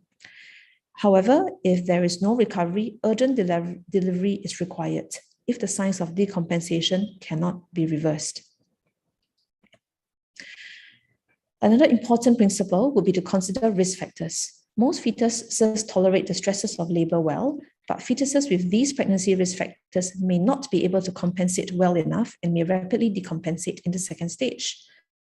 So these fetuses that are small for gestational age or known to be growth restricted, those with chronic placental insufficiency, so would be maternal preeclampsia, presence of meconium in the first stage, maternal fever, which there's a suspicion of COVID-19 factors, should alert the accoucheur that the fetuses may not be able to tolerate the stresses of the second stage well. So in summary, there are some guiding principles in how we interpret the CTG in the second stage. First, decelerations may not always imply fetal compromise, but baseline and variability should be preserved. Secondly, the type of decelerations are important. Those that are deep, persistent, and slow to recover must be taken seriously. And third, the second stage CTG should always be interpreted in light of risk factors specific to that fetus, as well as the background first stage CTG. The onset of subacute hypoxia in the second stage on background of a normal CTG will be tolerated for longer who has already been exposed to gradually evolving hypoxia over the preceding hours in the first stage. Fourth, would be at the point of declaring an abnormal CTG. If there has been good second stage progress and delivery is expected to be soon, the situation can be reassessed at a short time later. However, if the second stage is expected to be long, intervention would be the safer option. With regards to interpreting cord gases, so cord gases are shown to be more reliable to provide objective evidence of asphyxia as compared to APGAR scoring. Asphyxia is hypoxia of sufficient severity and duration to cause metabolic acidosis. Metabolic acidosis occurs in around 0.5 to 1% of deliveries, and it increases the risk of hypoxic ischemic encephalopathy in the neonate. So cord blood respiratory acidosis is a reduced pH but normal base deficit. This indicates that there's impaired gas exchange and reduced oxygen delivery to the fetus. However, this can process to metabolic acidosis if it's long or severe enough. So how we define acidosis would be arterial pH less than 7.05 or venous pH less than 7.10. And along with an arterial base deficit of more than 12 millimoles per liter, this is suggestive of metabolic acidosis. It is, however, very important to take PET samples. And how do we know that we have accurately sampled the umbilical artery and the umbilical vein would be a pH difference of less than 0.03. This suggests that the samples were likely taken from the same vessel. If the pH difference is very large, more than 0.08, this suggests a likely acute intrapartum event. If the pH difference is small, 0.03 to 0.08, this signifies slightly chronic acidemia. So I would like to just go through two case-based discussions to reflect the principles that we have mentioned above. So the first clinical vignette is a 33-year-old Gravida 2 Para 1 with one previous normal vaginal delivery who had no complications in the antenatal period. At a 32 weeks growth assessment, the fetal had a normal weight at the 63rd centile. She presented at 38 weeks and 5 days with term pre-labor rupture of membranes, and she underwent induction of labor with misoprostol. This is her progress in the first stage of labor, showing a typical partogram. So she has progressed quite well up to the point of 7 centimeters. Now take note that this is a multiparous lady.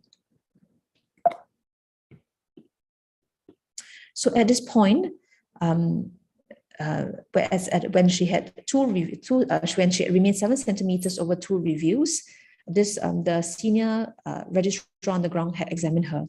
So it was found that on vaginal examination, that cervix was 7 centimeters, fetus was at station 0 and direct OA positioned.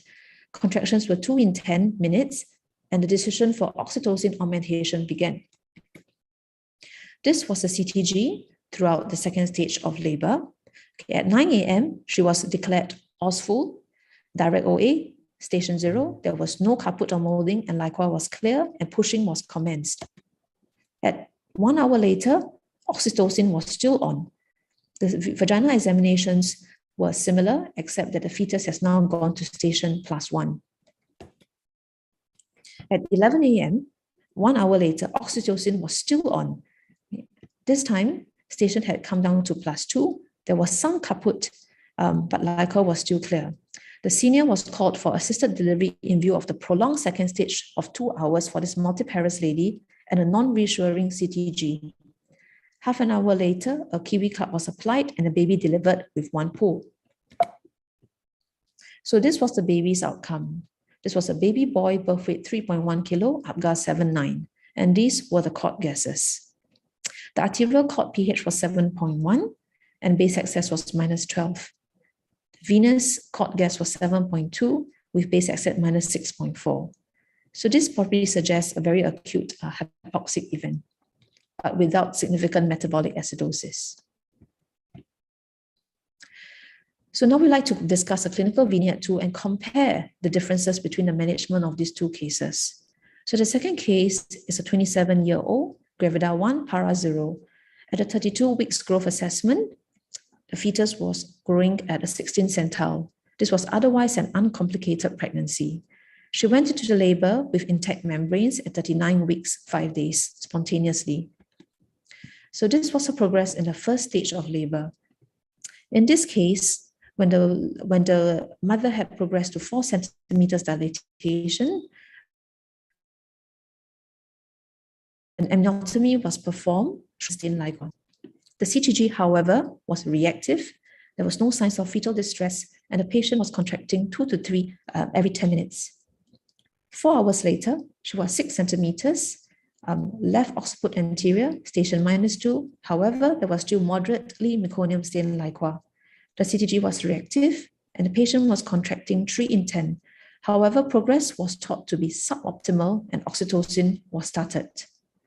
3 hours later, she had progressed to full dilatation, station 0, left occiput anterior, and she was contracting 4 in 10, and at this stage, CTG was still reactive.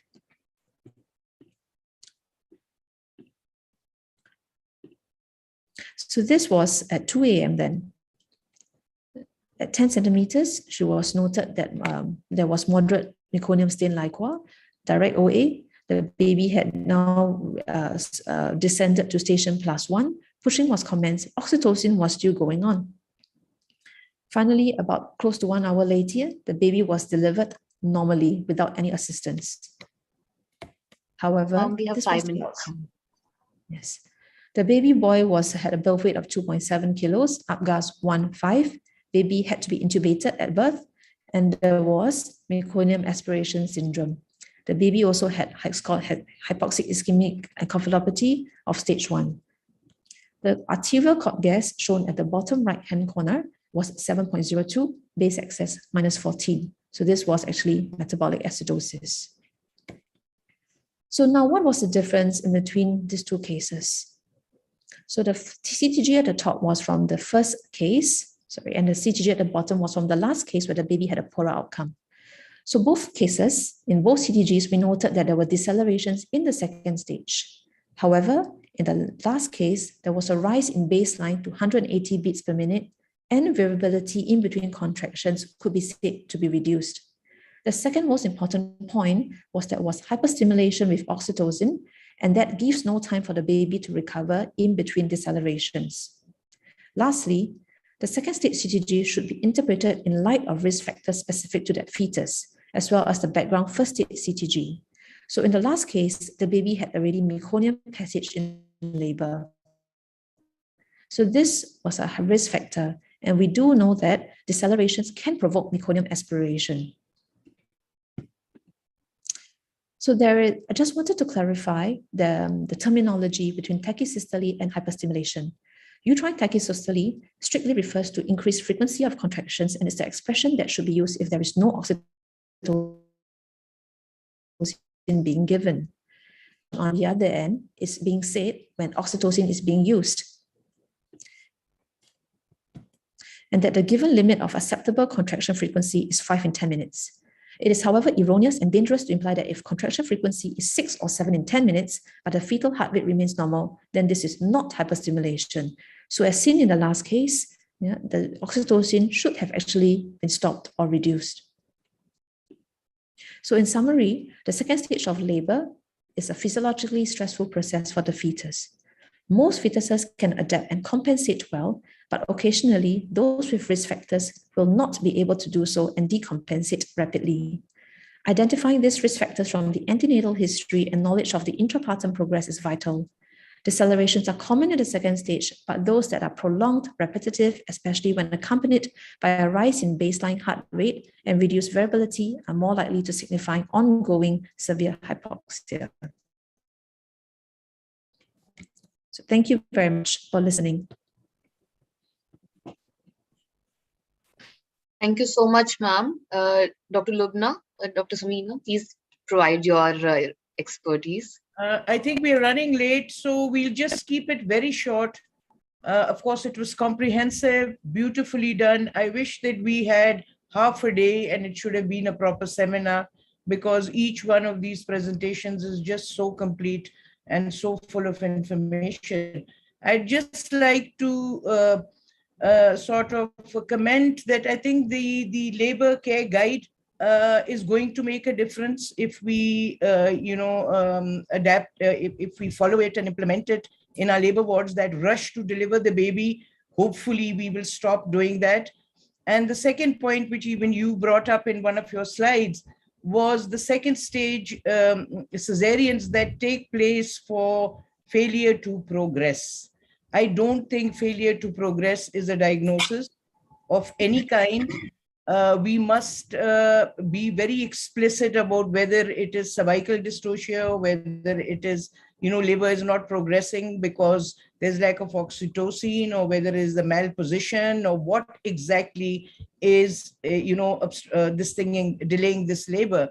So I think there are a few things that we need to go back to our drawing boards and be very clear about our definitions. But thank you very much. It was extremely informative and well done. Thank you so much, ma'am. Indeed, ma'am has actually given a detailed explanation. Dr. Lubna, ma'am, please, could we please proceed for the third session by Dr. Leong? We would like to request for you to please give an introduction. The topic would be on the management of pre-labor rupture of membrane. All right, thank you very much. So we have another young gentleman, this time I think from Malaysia. Dr. Yong Soon Leong is a maternal fetal medicine fellow and obstetrician and gynecologist at the Women and Children's Hospital in Kuala Lumpur. He's a trainer of intensive course in obstetric emergencies, Obstetrical and Gynecological Society of Malaysia, and is the recipient of the Shan Ratnam Young Gynecologist Award of 2022. So the floor is yours. Thank you, Professor Lubnan, for your kind introductions. Can I just check whether you all can hear me well? Yeah, great. We can. Thank you. Thank you. I need a permission to share my slides. Yes, doctor. Yes, please, sir. So we'll give you a reminder at 8 o'clock. Okay, so can you see my slide? Yes. Right, thank you very much. A very good evening, ladies and gentlemen. It's my pleasure for me to speak on current management of pre-labor rupture of membranes. So I'm going to give you an overview about my talk today. So I will first start on with to explain about the etiology of rupture of membrane, how we usually achieve the diagnosis. Then I'm going to talk about the management and also clinical dilemmas in terms of managing term prom, preterm prom, and also peri-viable rupture of membrane. So let's start with etiology. So for your information, there is a difference in terms of the pathophysiology of rupture of membrane in between term and preterm gestational age. So for term proms, it is usually physiological, caused by weakening of the membrane because of the shearing force triggered by uterine contraction at term before the labor onset. So it is a physiological process. Whereas for preterm or peri-viable rupture of membrane, the pathophysiology is a little bit different. So it is triggered by pre-existing intra-amniotic infections that subsequently cause weakening of membrane and ruptured. So for your information, this diagram is going to highlight the onset of infections, for which for preterm or peri-viable, the infection occurred before rupture of membrane. Whereas for term, it was due to physiological weakening of membrane. Then this result in rupture of membranes. Subsequently, the risk of infection will start after after membrane rupture. So in terms of diagnosing rupture of membranes, there are various tools available for us to diagnose membrane ruptures. So the most common tool that we use is maternal history and speculum examination. And this remains the gold standard because 80% of the cases of rupture membrane can be established by maternal history and sterile speculum examination alone. Yes, the second test is you can use pH test, Ferning test, but the problem is they are not reliable and often result in false positive and false negative tests because of it can be positive in vaginal discharge, in the presence of vaginal discharge, seminal fluid or blood, and it can be falsely negative if the ruptured membrane had elapsed very long time ago. So in terms of ultrasound to assess liquor volumes, oligohydramnions is a useful adjunct for us to confirm ruptured membrane, but it is not diagnostic. So you have to use this tool with caution. There is also new markers, new rapid test, which is called insulin-like growth factor binding protein 1 or placenta alpha macroglobulin 1. This is very accurate in terms of diagnosing rupture of membrane with good positive and with good negative predictive value, but they are also costly. All right, sometimes you have diagnostic dilemma. You are not sure whether the patient has leaking liquor or not, and you don't have accurate tests available in your hospitals. So it is reasonable to use this tool, which is called instillation indigo carmine dye, but this is an invasive method. So how it is done is that through ultrasound guided transabdominal approach, the colored dye is injected into the intra-amniotic cavity, and then you put a tampon into a vagina. If the tampon soaked with stained with the color, then it is confirmatory of leaking liquor. But you only use these tools when you are really in diagnostic dilemma, because it is it's involved an invasive approach. So I'm going to move on to a term prom, which means leaking liquor above 37 weeks gestational age. So ladies and gentlemen, 2 decades ago, term prom trial, the publication of term prom trial had changed the practice, right? For women who have rupture of membrane at term, they can be offered labor inductions or immediately, or expectant management followed by labor induction, or they can wait for spontaneous labor as long as there is no sign and symptoms of infections. And based on this term prom trial, the two approaches are equally safe in terms of the risk of neonatal infections and cesarean section are similar. So 20 years later now, are there any changes? So with regards to the risk, I would like to highlight about the risk of infections. Okay, 20 years ago, there was evidence to state that the risk of infection increases with the length durations of rupture membrane, and the cutoff duration stated is 18 hours and above, which means if a woman leak more than 18 hours, the risk of infection increased significantly. So this is the study published 20 years ago. So is there any difference with regards to latest evidence? So there is a new study published this year, for which they measure the risk of neonatal infections postnatally, and they found that women who leak at term beyond 16 to 18 hours, the risk of infections remain, neonatal infection in terms of pneumonia, remain elevated significantly above 16 to 18 hours of leaking. So the risk remain unchanged. So I mentioned before that women at term prom, based on term prom trial, they can be offered either active intervention by labor inductions or expectant management until spontaneous labor ensues. But is there any change in terms of the recommendation nowadays?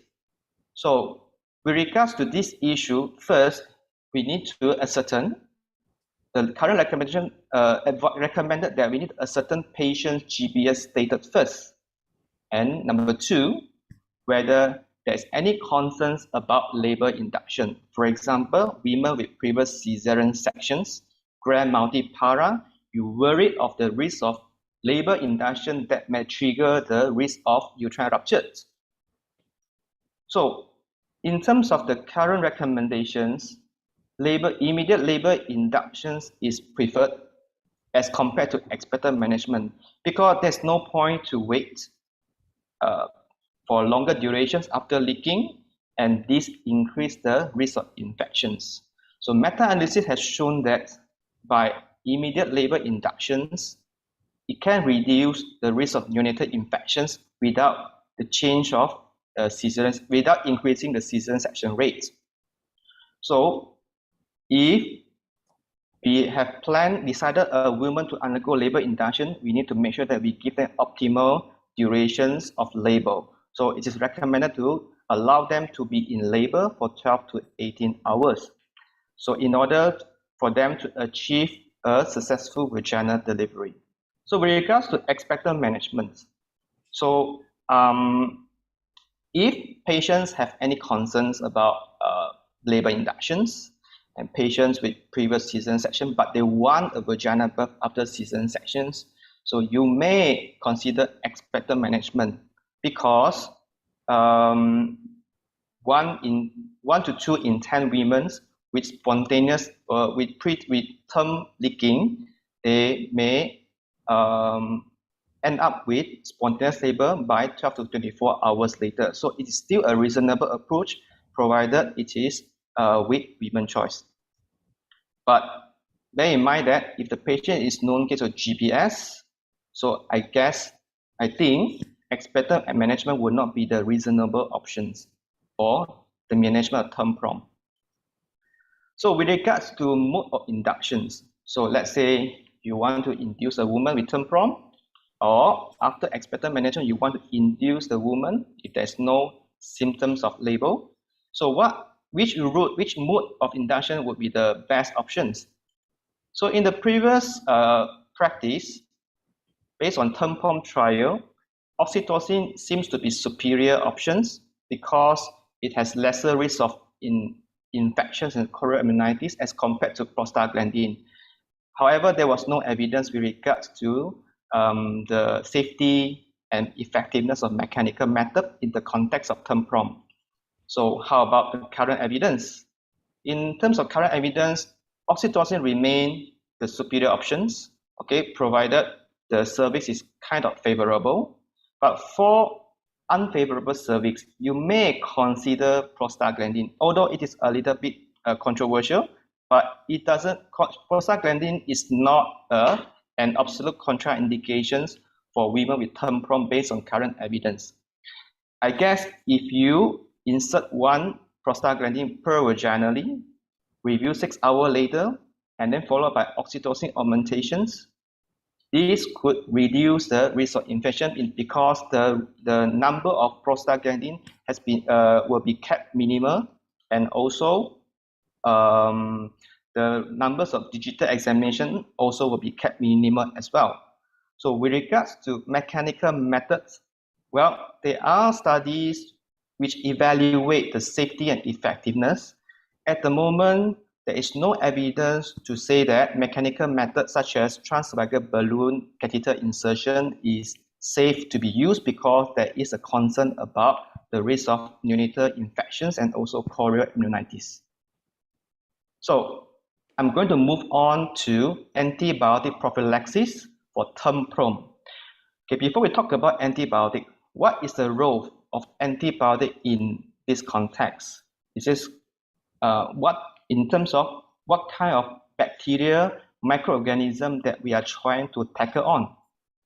Okay, the aim is to prevent neonatal GBS sepsis. So it's actually for antibiotic prophylaxis in term prom, we are trying to tackle GBS, which is the #1 killer for newborns.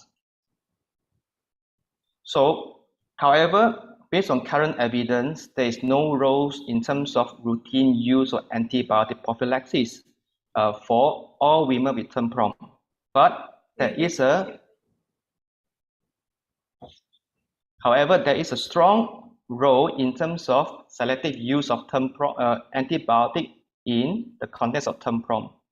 For women with GBS positive, which highlight the importance of universal GBS screening. For women with GBS positivity at 35 to 37 weeks, or women with GBS bacteria when they develop leaking, so selective use of antibiotic will reduce the risk of neonatal sepsis and also neonatal early onset GBS disease. Women with risk factor of early onset GBS, such as maternal fever. So yes, antibiotic prophylaxis will be useful. And also rupture of membrane for more than 18 hours. As I highlight in my earlier slides, the risk of infection increase significantly if rupture of membrane occur beyond 18 hours, regardless of GBS status in a woman. So based on Australian guideline, for women with rupture of membrane more than 18 hours at term, it is recommended to use antibiotics to reduce the risk of neonatal infections and chorioamnionitis. So what is the choice of antibiotic prophylaxis in terms of term prom? So there are 3 criteria that need to be fulfilled in terms of selecting the most appropriate antibiotic. First, the antibiotic must be capable to achieve adequate optimal drug level in fetal circulations, and also adequate level in amniotic fluid, and also to avoid neurotoxicity in mother and also fetus. Because the aim of antibiotic prophylaxis is for the sake of fetal benefits. So that's why these are the criteria that need to be fulfilled. So which antibiotics can fulfill these 3 criteria? For information, ladies and gentlemen, penicillin G, ampicillin, cefazolin, these 3 antibiotics are able to fulfill these 3 criteria. But how do you choose? So I would say penicillin G will be the first choice, okay, in terms of antibiotic prophylaxis, even though it has narrow coverage for GBS, but it's tackle the bacteria that we want to aim for. Ampicillin and cefazolin, they have broader spectrums. They may accidentally kill off the normal flora in women's vagina, and this can also make the fetus vulnerable to gram-negative sepsis. So I guess since we are tackling on GBS, it would be better to use penicillin to tackle the bacteria, which is the culprit of neonatal infections. Okay, in terms of patients with penicillin allergic, you can use clindamycin or vancomycin. These are the viable alternative for antibiotic prophylaxis.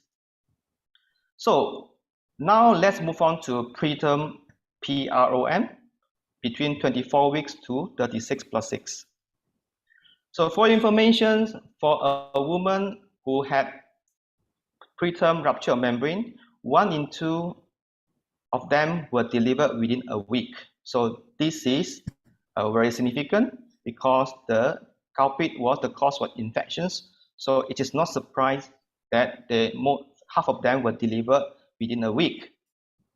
So in terms of the management of preterm rupture of membrane, okay, there is a particular part that we need to take care, which is monitoring while waiting for maturity. So how do we monitor? There are several tools that you can use, either by clinical, by monitoring maternal abdominal pain, maternal temperature, fetal heart rate, maternal heart rate, uterine tenderness, the color of liqua, okay, by taking patients, a woman full blood count to check for the W white cell count levels, and also CRP. So which one is the best? So if you use clinical alone, you may miss a chorioamnitis because the early signs and symptoms of infection can be subtle. Okay? And white cell count is also may not be reliable because often you may administer a woman with corticosteroid. And for information, steroid can elevate white cell count. So you may be confused in between chorioamnitis or side effect of steroid. So therefore, in my opinion, and also in line with recommendations, CRP will be the most appropriate tool to monitor for infections with sensitivity and specificity of up to 70%. Okay, in terms of pharmacological in utero interventions, there are a lot of drugs that you may consider in managing preterm rupture of membrane. Steroid, definitely it is useful for gestational age beyond 24 weeks to less than 34 weeks. Okay, American guidelines recommend the use of steroid for late preterm between 34 to less than 37. However, we need to be cautious with the use of steroid in this group of patients because many of them were delivered soon. So the neonates are susceptible to hypoglycemia because of the recent exposure to in utero steroid. So because of this risk, I think the role of steroid in this context is controversial, although it is recommended by American guideline. Magnesium sulfate for fetal neuroprotections has been clearly explained by Professor Dr. Ratnasiri. So it is benefits for preterm cases less than 32 weeks. So this one, there is no doubt. In terms of tocolysis in preterm rupture of membrane, the role is controversial because it may mask an infections. So therefore, tocolysis is contraindicated when there is a fetal compromise, infections, eruptions, or when it is beyond 34 weeks, where the patients progress to labor onset, because it may signify the possibility of infections if a patient develops contraction after ruptured membrane. However, you may consider tocolysis for extreme prematurity for the benefit of steroid or for the purpose of in utero transfer to other center for neonatal backup. Okay, some hospitals, some experts may consider the use of progesterone in preterm rupture membrane to prolong the latency of pregnancy. However, evidence shows that there's no role in terms of using 17-hydroxyprogesterone polluton because it does not prove to increase the latency, and it does not prove to improve neonatal outcome. And on the other hand, vaginal progesterone seems to increase the risk of infections. So therefore, progesterone at the moment is not recommended in the context of managing preterm rupture of membrane. So now I'm going to move on to the last pharmacological intervention in utero, which is antibiotics. So we have 5 minutes left.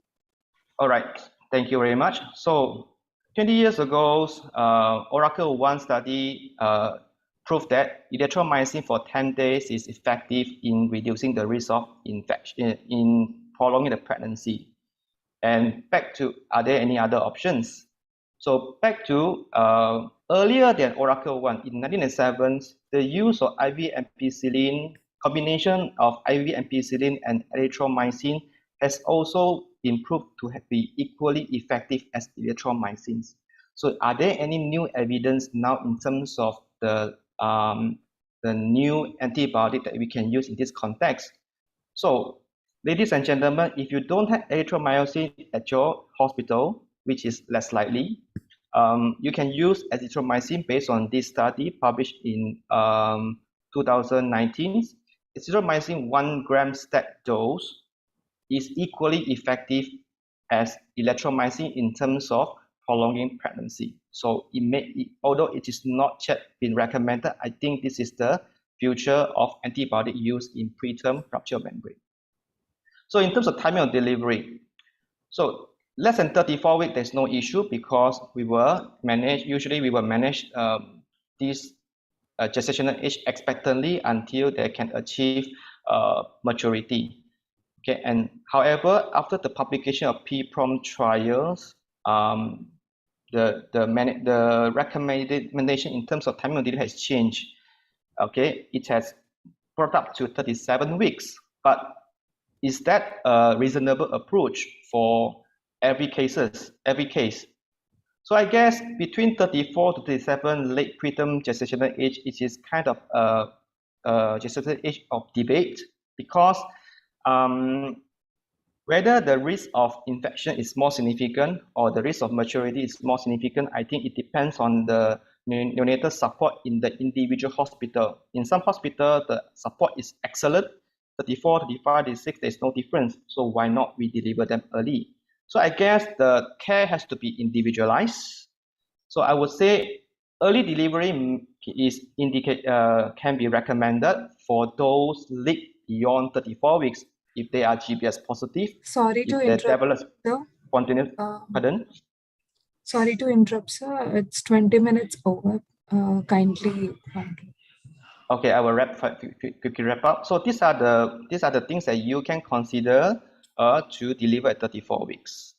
All right, so I'm going to move on to the last part, which is a periviable rupture membrane below 24 weeks. Okay, in terms of steroid tocolysis, max out, and also GPS prophylaxis, they are limited role. And antibiotic in terms of beyond 20 weeks, it has a role to increase the latency. So you may consider use prospective antibiotic in this context. Okay, beyond 24 weeks, I think all this intervention can be given, okay, for the sake of fetal benefits. So these are the take-home message. Because of time limitations, so I would like to highlight that the etiology of term, preterm, previable, they are different. So in terms of diagnosis, we need to be careful in terms of using bedside tests.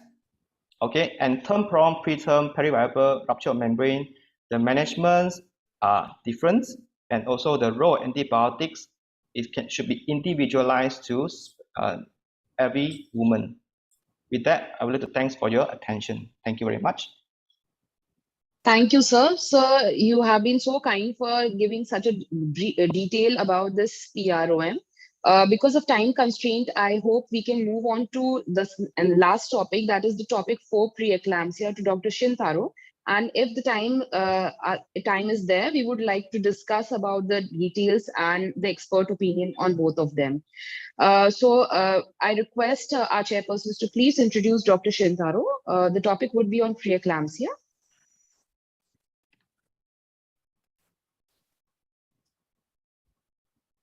Who will introduce? Yes. Ma'am, you can introduce, ma'am. Okay.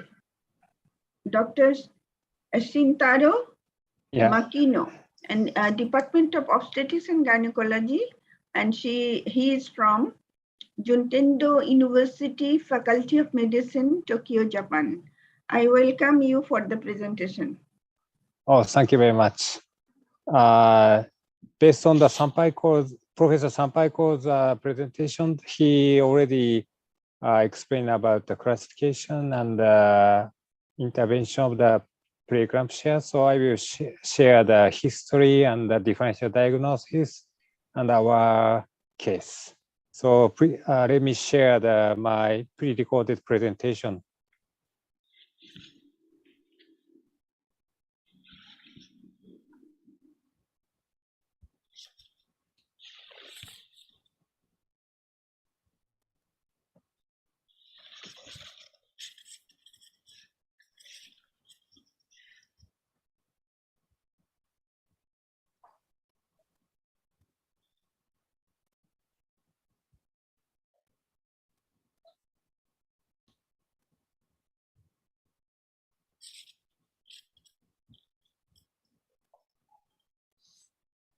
Any problem?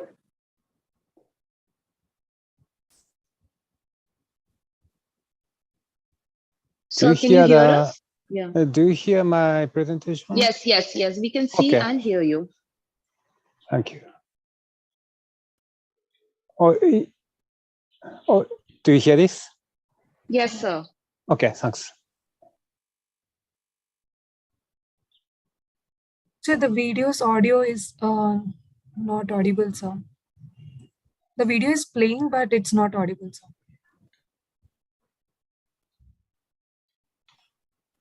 Sir, I request you, while sharing the screen, you need to click on share sound.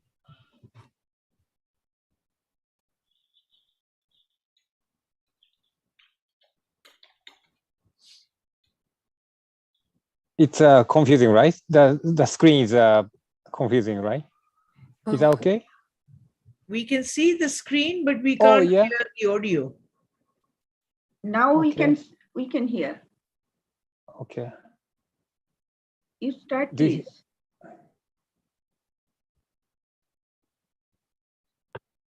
Sir, shall we share from our end since you have sent this video to us? Could you share Yes, doctor. Sure. We will share it from our end. Yeah, I will stop the sharing.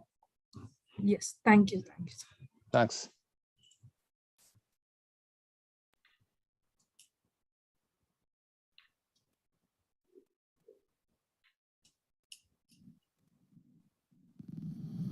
Hello everyone, I'd like to start my presentation about the preeclampsia.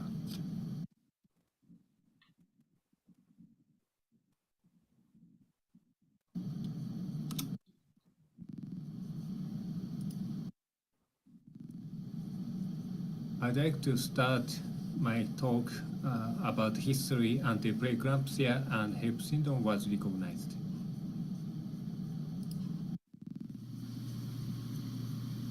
Until about 4th century BC, epileptic seizures in pregnant women were considered a sacred illness due to punishment by gods and demons or magical possession. For the first time, father of medicine Hippocrates mentioned that this should be treated for illness.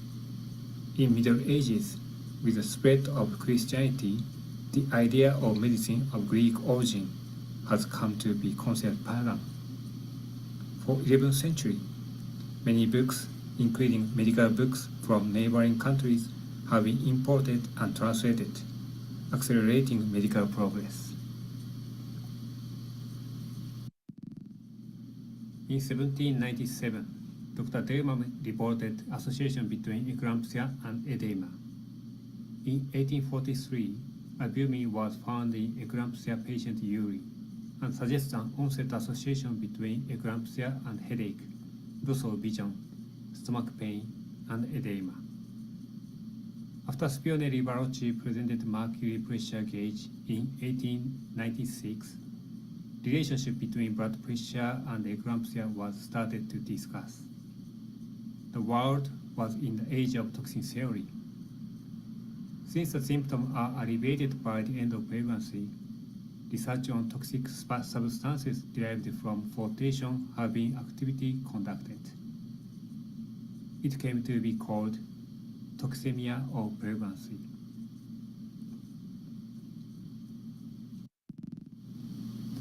In 1903, the word preeclamptic state appears in obstetric textbooks.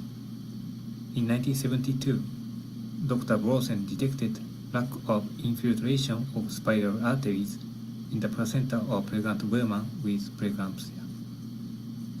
In 1989, Dr. Roberts discovered that injury of vascular endothelial cells in placental tissue cause vasospasm and hypercoagulation. Finally, hypertension associated with vasospasm and hypercoagulation due to vascular endothelial damage was main cause of preeclampsia. And proteinuria and edema was found to be involuntary symptoms. So it was called hypertension in pregnancy or hypertensive disorder of pregnancy.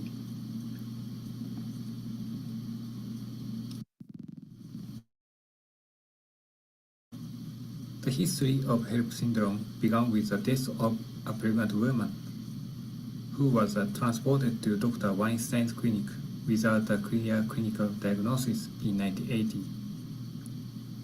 In addition to preeclampsia, hemorrhages without bleeding, conscious hypoglycemia, decreased platelet count, and abnormal liver function, and abnormally high level of bilirubin were observed. Although a definitive diagnosis could not be made, acute fatty liver was most suspected. The treatment was scheduled after delivery. However, the symptom did not improve despite the treatment, and the patient became comatose and had a cardiopulmonary arrest.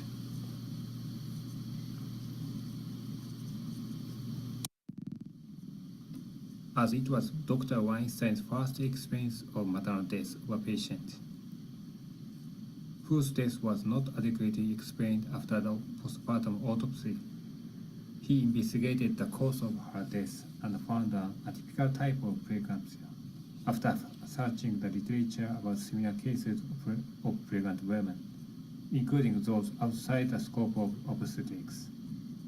He further collected and summarized the data of 29 pregnant women for 2 years.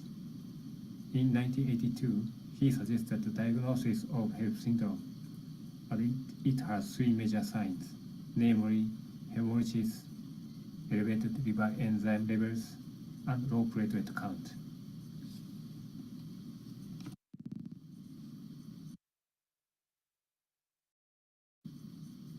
In association with the revision of Japanese definition of HDP 2018, the classification and definition of preeclampsia were also changed.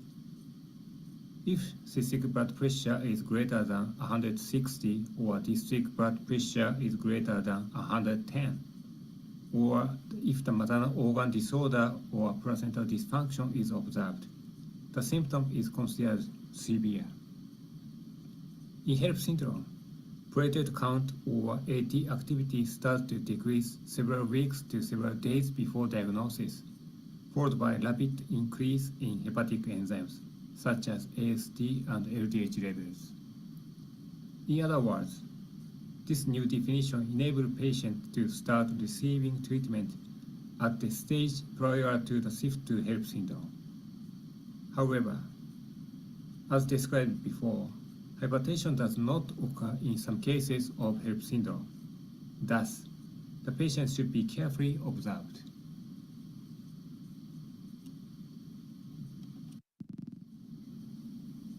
This table is a summary of typical symptoms of pregnancy related to each severe diseases.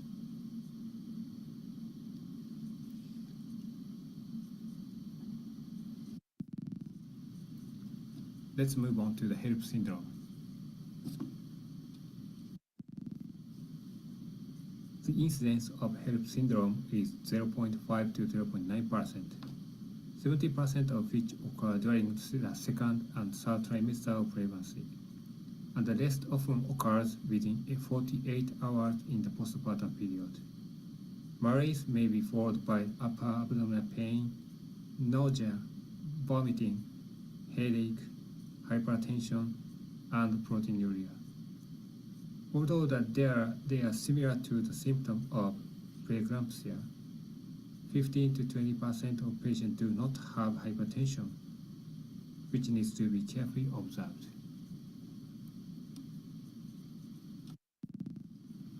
As no consensus criteria have been established for diagnosis, the criteria proposed by Shibai are relatively commonly used.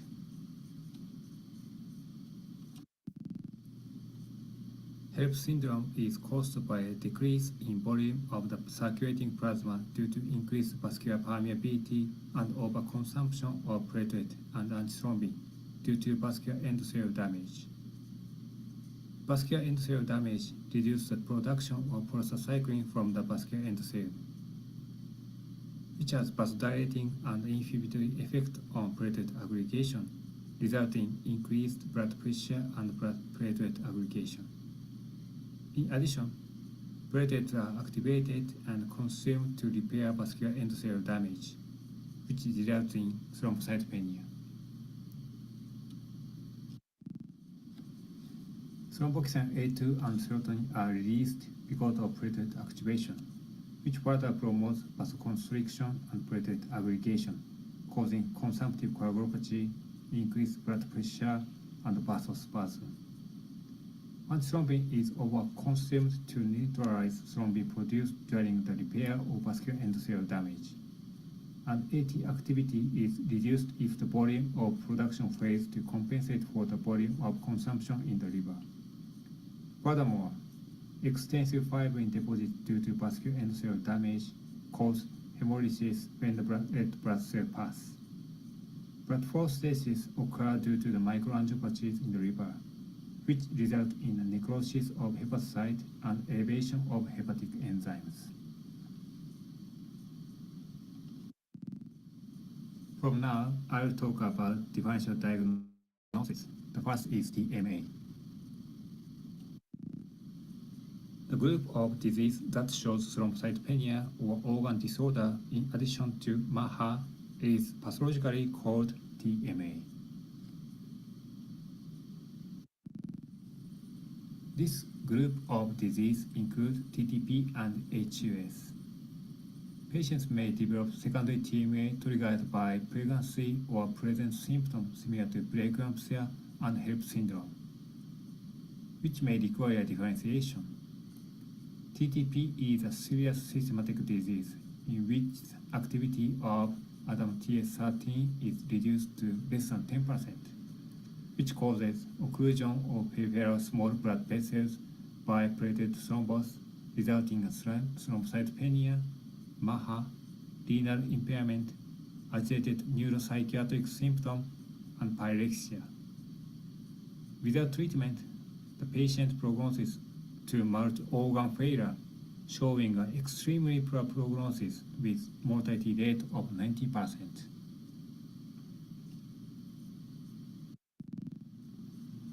Next is AFLP. AFLP is an important differential diagnosis of preeclampsia and HELP syndrome, but the two diseases have very similar cause. AFLP is a hepatic dysfunction that occurs rapidly after about 30 weeks of pregnancy. Maternal hepatocellular necrosis and fat deposition have been reported to be due to abnormal fatty acid oxidation in the fetus and placenta. Although liver biopsy is required for definitive diagnosis based on historical findings, it is not easy to perform because of frequent complication by DIC. Thus, AFLP is clinically diagnosed.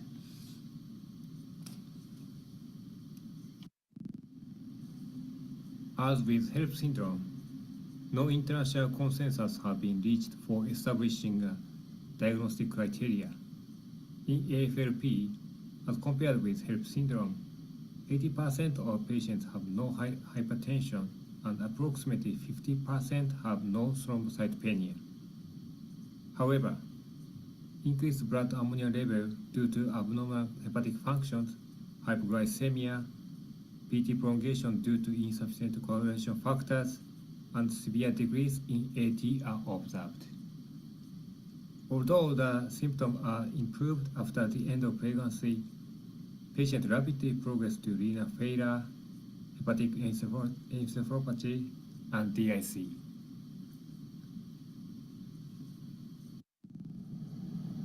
This is our latest report about fetal growth restriction, as the initial findings of preeclampsia is a clinical predictor of maternal and perinatal prognosis. The ISSHP revised their criteria for preeclampsia in 2018. A PE diagnosis can be established in absence of proteinuria when other specific symptoms exist, such as other organ dysfunction or uteroplacental dysfunction. Therefore, the initial finding of PE at the first diagnosis can vary considerably across patients. However, there are no report on the patient with PE based on different IFS-PE and their impact on patient clinical outcomes.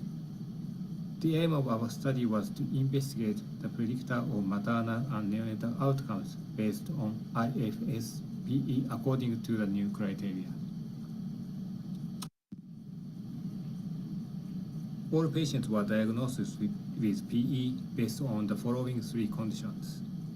1. IFS-PE complicated later by hypertension. 2. Simultaneous onset of both IFS-PE and hypertension. 3. Hypertension complicated later by IFS-PE. This was a retrospective study involving 3,729 women who delivered at our hospital between 2015 and 2019. All women who were classified based on the new criteria. They were divided into three groups based on the IFS-PE. Then, clinical features and maternal neonatal outcome were assessed.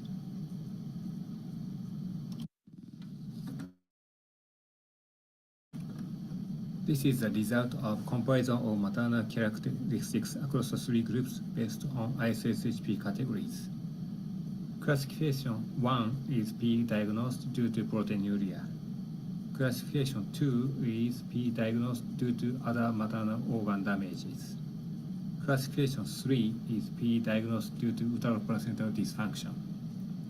As shown in this table, there was no significant difference among three groups except for the rate of FGR. Also, the gestational age at PE diagnosis and delivery was significantly lower in the classification 3 group than in the other two groups.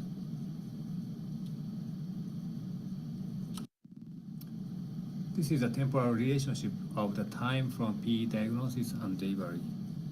The gestational age at PE diagnosis and delivery was significantly lower in the classification 3 group than in the other two groups. And the rate of Apgar score of less than 7 and less than 4 at 1 minute and less than 7 at 5 minutes. Admission to the NICU and composite neonatal complication was significantly higher in the classification 3 group than in other two groups. In conclusion, PE patients presenting with FGR as the initial finding of PE show the most unfavorable prognosis, indicating that special attention and more careful management are necessary for PE patients categorized.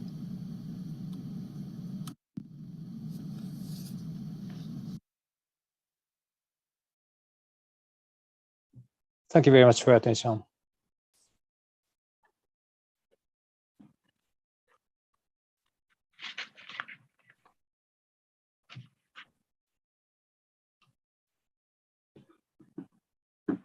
Is that is the last speaker of the session, am I right? Yes, ma'am. Okay.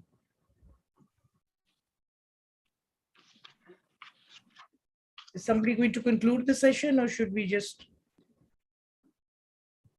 Is Narendra coming? I think, Lubna, I want to give some comment about Dr. Young's presentation and you say about Pintaro's one.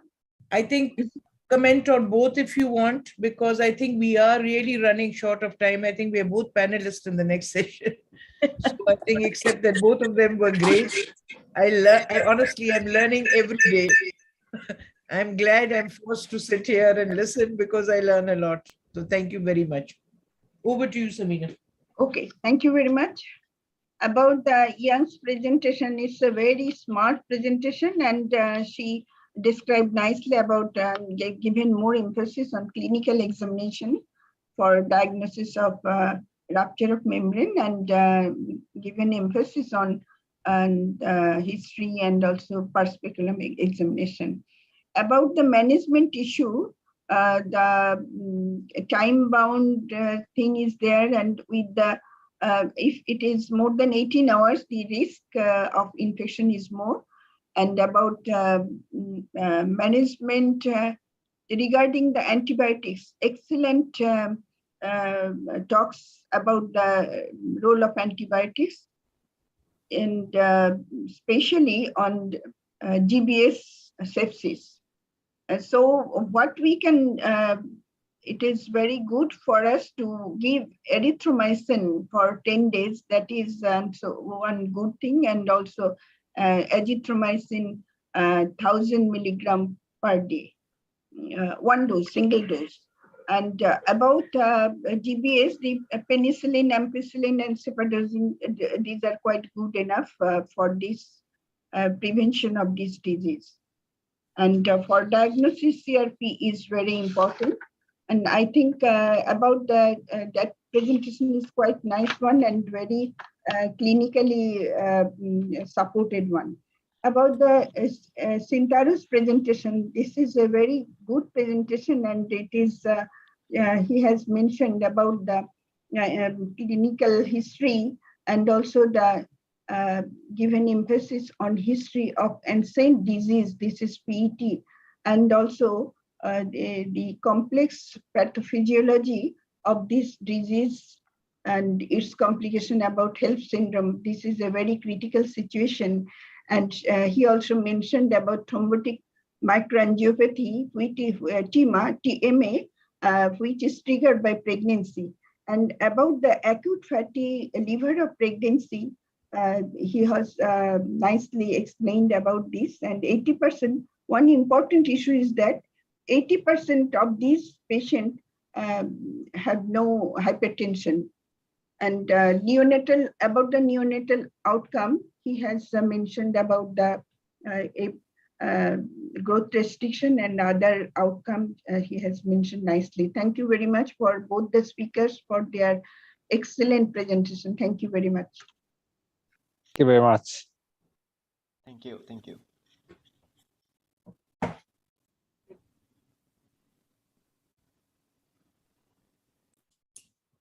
Please continue. Hello. Hello, ma'am. I would now request Dr. Aarti to please take over and take over for the panel discussion. Dr. Aarti, if you're there. Thank you so much, ma'am. Thank you, Dr. Manisha. Now let us begin with our panel discussion. We have very eminent moderators for this session. The topic is very interesting. It is a high-risk pregnancy, how to be ready to manage the unexpected problems in full-term pregnancy. May I have the pleasure to invite Dr. Jaideep Tang, sir. Sir is very renowned. I did not introduce him so much. He is going to be the president for FOXI in the coming future. He's Deputy Secretary for EPOC and also been the immediate past chair for FIGO Committee for Safe Abortion. Can we have the next slide, please? May I also invite Professor Rubina Sohail from Pakistan. She's a professor and head of the Department of Obs and Gynae in Lahore. And she is known for her work in kangaroo mother care, promoting sexual and reproductive health and rights, and has been the Deputy Chair for Scientific Program Committee for FIGO Conference in 2020. Can we have the moderators here, please? Thank you, Aarti. It's a privilege and a pleasure to be here, and indeed a privilege to moderate a panel discussion with someone as eminent as Professor Rubina Sohail. It is also so wonderful to see such eminent panelists. Jaideep, my namesake, is missing. But there is Dr. Raju Sahitya, Dr. Lubna Hassan, Sanat, Dr. Safika, Dr. Samina, Dr. Ashma, Asil, and Dr. Fur. So the way we thought we'll do this panel is actually dispense with the slides completely. So Aarti, you could switch off the screen sharing. And may I request all our panelists to please switch on your video. And the reason we want to do this is to give a flavor of having a multi-country panel to the audience and having more of interaction rather than just reading out the slides. I understand we have something like 45 minutes. So I think I spoke to Dr. Rubina, and she very kindly suggested that perhaps I can do the first part of the panel for perhaps the first 15 minutes, and then Rubina will take over for the next clinical part of the panel and conclude the panel over the next perhaps maybe 20 or 25 minutes. We thought we'll dispense with formal introductions since we have such eminent panelists, and we will instead ask them to introduce themselves, which will bring out the essence of their work. So let me start in the order in which it is printed in the brochure and ask Dr. Raju Sahitya to introduce himself first. Good evening, everybody, and thank you for making me part of this very interesting panel. I am Raju Sahitya, practicing in Mumbai, India, and my thrust in practice is reproductive medicine and fetal medicine. I really care to train everyone in the techniques of invasive prenatal diagnosis, that is chorion villus sampling and amniocentesis, for which I have a specially designed mannequin, and it works beautifully. I practice in Mumbai. I am trained from GS Medical College and Vardia Hospital, and that's what is me. Thank you. Lubna, I hope your foot is much better, and can I ask you to introduce yourself?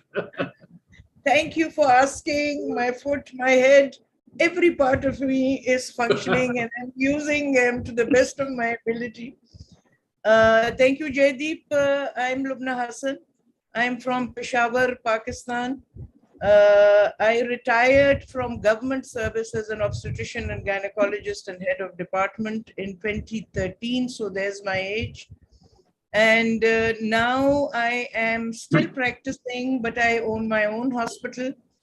But more recently, and even in the past, I have become very interested in the public health aspect of our specialty. So I work very closely. I worked with EMRO, in fact, for 2 years. And I still work very closely with WHO, with the headquarters and the country office. I'm also participating in parts of FIGO, which are related. And of course, Professor Robson, we are trying to get an app and test it. So for cesarean section. So I'm sort of wearing a lot of hats right now, but I'm still a clinician. So I think I will contribute. Thank you very much. Thank you, Lubna. A lot of hats, but very elegantly, as always. Sanat is there? Because I can see a few tiles with doctor written on them, and I can't really see his name over here. I don't think he's there. We'll move on. Dr. Safika, is she there? No, can't see her. Okay. Dr. Sabina is obviously there. Dr. Sabina, ma'am, I think you've been introduced, but if you could please introduce yourself very briefly again. Thank you. I'm Professor Samina Chaudhary from Bangladesh. I'm immediate past president of Obstetrical and Gynecological Society of Bangladesh and president of Endometriosis Adenomyosis Society of Bangladesh. And I'm now working as a chairman of OGSB Hospital and Institute of Reproductive and Child Health. And I'm retired, but still continuing my practice, and I'm working with OGSB on PPH bundle and Eclampsia bundle care. And also my interest is on medical education and also midwifery education. Thank you very much. Thank you, Dr. Samina. Our Dr. Ashma Rana, is she around? I don't think so. What about Asil? No, sir. Okay, and Dr. Dorji is, again, you know, there are some panels with doctor written on it, and that's the reason I'm sort of asking this. So if they're not there, then that means, Rubina, we three panelists, Dr. Lubna, Dr. Raju, and Dr. Samina. And I can see Dr. Sampaiko still with us. Thank you very much, Prof. Sampaiko, for being with us. And if you don't mind, I may ask your expert opinion now and then. And I know that Naren did not give his talk in the interest of time. Naren, if you're still there, maybe you could step in for Jaideep and answer a few of the questions we have allotted to him. So Let me first begin here, and you must appreciate that we've taken only 5 minutes to introduce the panelists. So we still have something like 40 minutes left, and we will move on to the panel proper. And what we thought was that we'll divide the panel into two parts. We'll talk about general principles on essentially risk management, because when you talk about things which are unexpected problems in full-term pregnancy, you're essentially looking at risk management. And then we will talk later about specific clinical situations.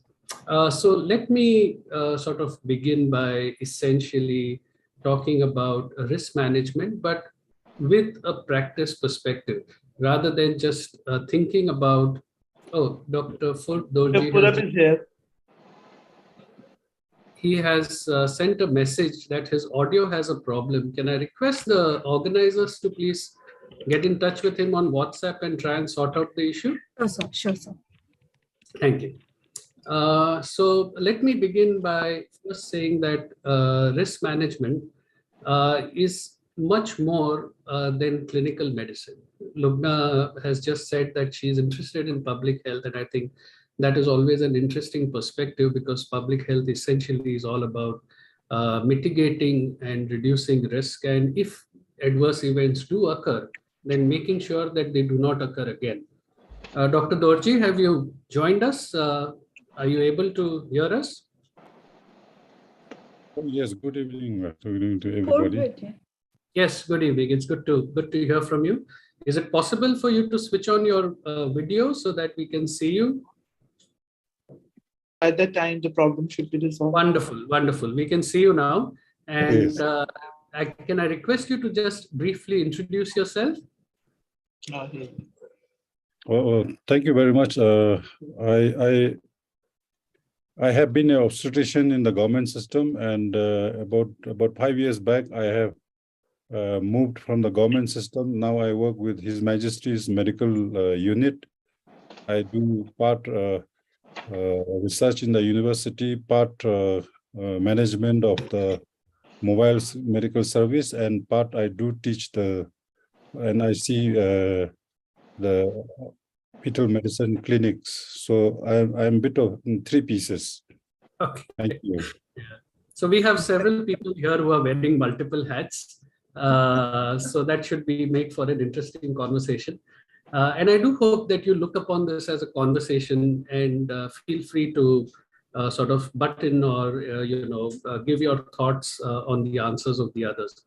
So over the next 15 minutes, what we'll do is talk a little bit about risk management in clinical perspective from a general point of view. Let me begin by first asking Dr. Raju Sahitya. Dr. Raju, you have had experience in the public sector. You run your own hospital in the private sector. And what I'd like to ask you is that in your private nursing home, because a lot of us work in the same kind of scenario in nursing homes, etc., what would you say are drills which are crucial to taking care of unexpected problems, and drills which you do in your practice, rather than, I don't want to know about the drills which should be done. There are maybe 10 or 12 drills which might be recommended. What are the drills that you do in your practice?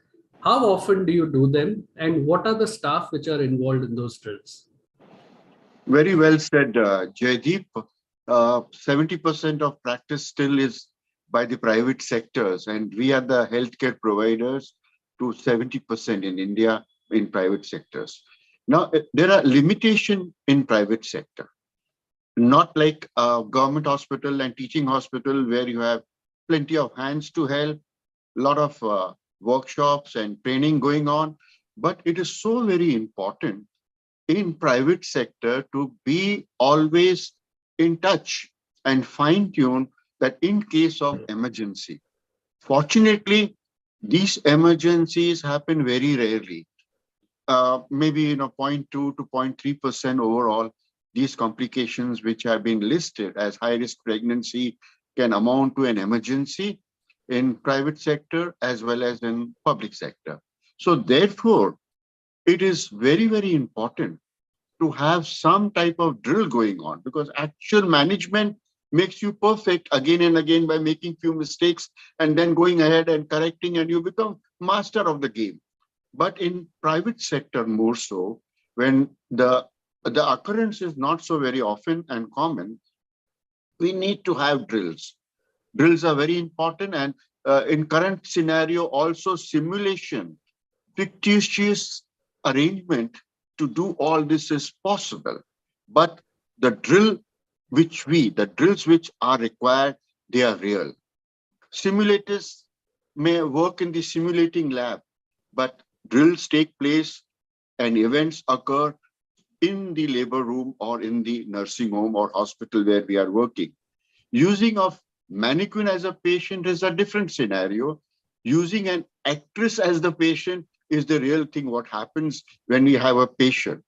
Absolutely. So Yeah. which drills do you do in your nursing home? Commonly occurring out of the rare possibility like PPH. We must have something ready for such a situation, that what if there is a PPH? The team should know, we should have everything ready, the kits should be there in hand. We are going to talk about the kids. Yeah. So which other? So you have And PPH. then eclampsia. Suppose there is convulsion. In labor, there is convulsion. You must also be very much ready as to how to immediately act and save the situation. Absolutely. Also, you may see suddenly a laboring patient collapses. How to revive? Yeah. Now, we must be ready with, and we should pretend to have these problems, and we Right. should conduct drills so that not only we reevaluate and reestablish what is to be done, but our nursing staff, our assistant doctors, we also give them an opportunity to master these drills so that when actual event takes place, we are not searching for a small thing. Neither what we land up searching, where is the needle, where is magnesium sulfate, how to give the head load to the labor table. All these things, it's like a search going on. Absolutely. And then that wastes lots of time. Absolutely. Thank you. I think you brought about so many important points. Drills are crucial. Drills should probably take place on the issues that one gets faced with, which are relatively rare, but do occur off and on. And I think you mentioned PPH, maternal collapse, and you mentioned eclampsia, and perhaps shoulder dystocia could be another area where a drill might really help because it's not really something we see day in and day out.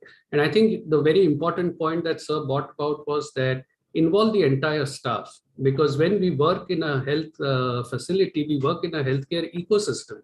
And the drill is not only for the physician, who may actually be a little more aware of things than the rest of the people in that ecosystem. Thank you, sir. I'll move on to Lubna now, and I'm going to tie two questions together for you, Lubna. One is documentation. We talk about the fact that we live in a dichotomy of resource settings. We live in one resource setting, which is a very high-end resource setting. In all our countries, we have these 5-star hospitals, but we also have very low resource settings. How do you reconcile documentation between these two? Because I think it's a given that documentation is important. And how do you link documentation, audits, and quality control?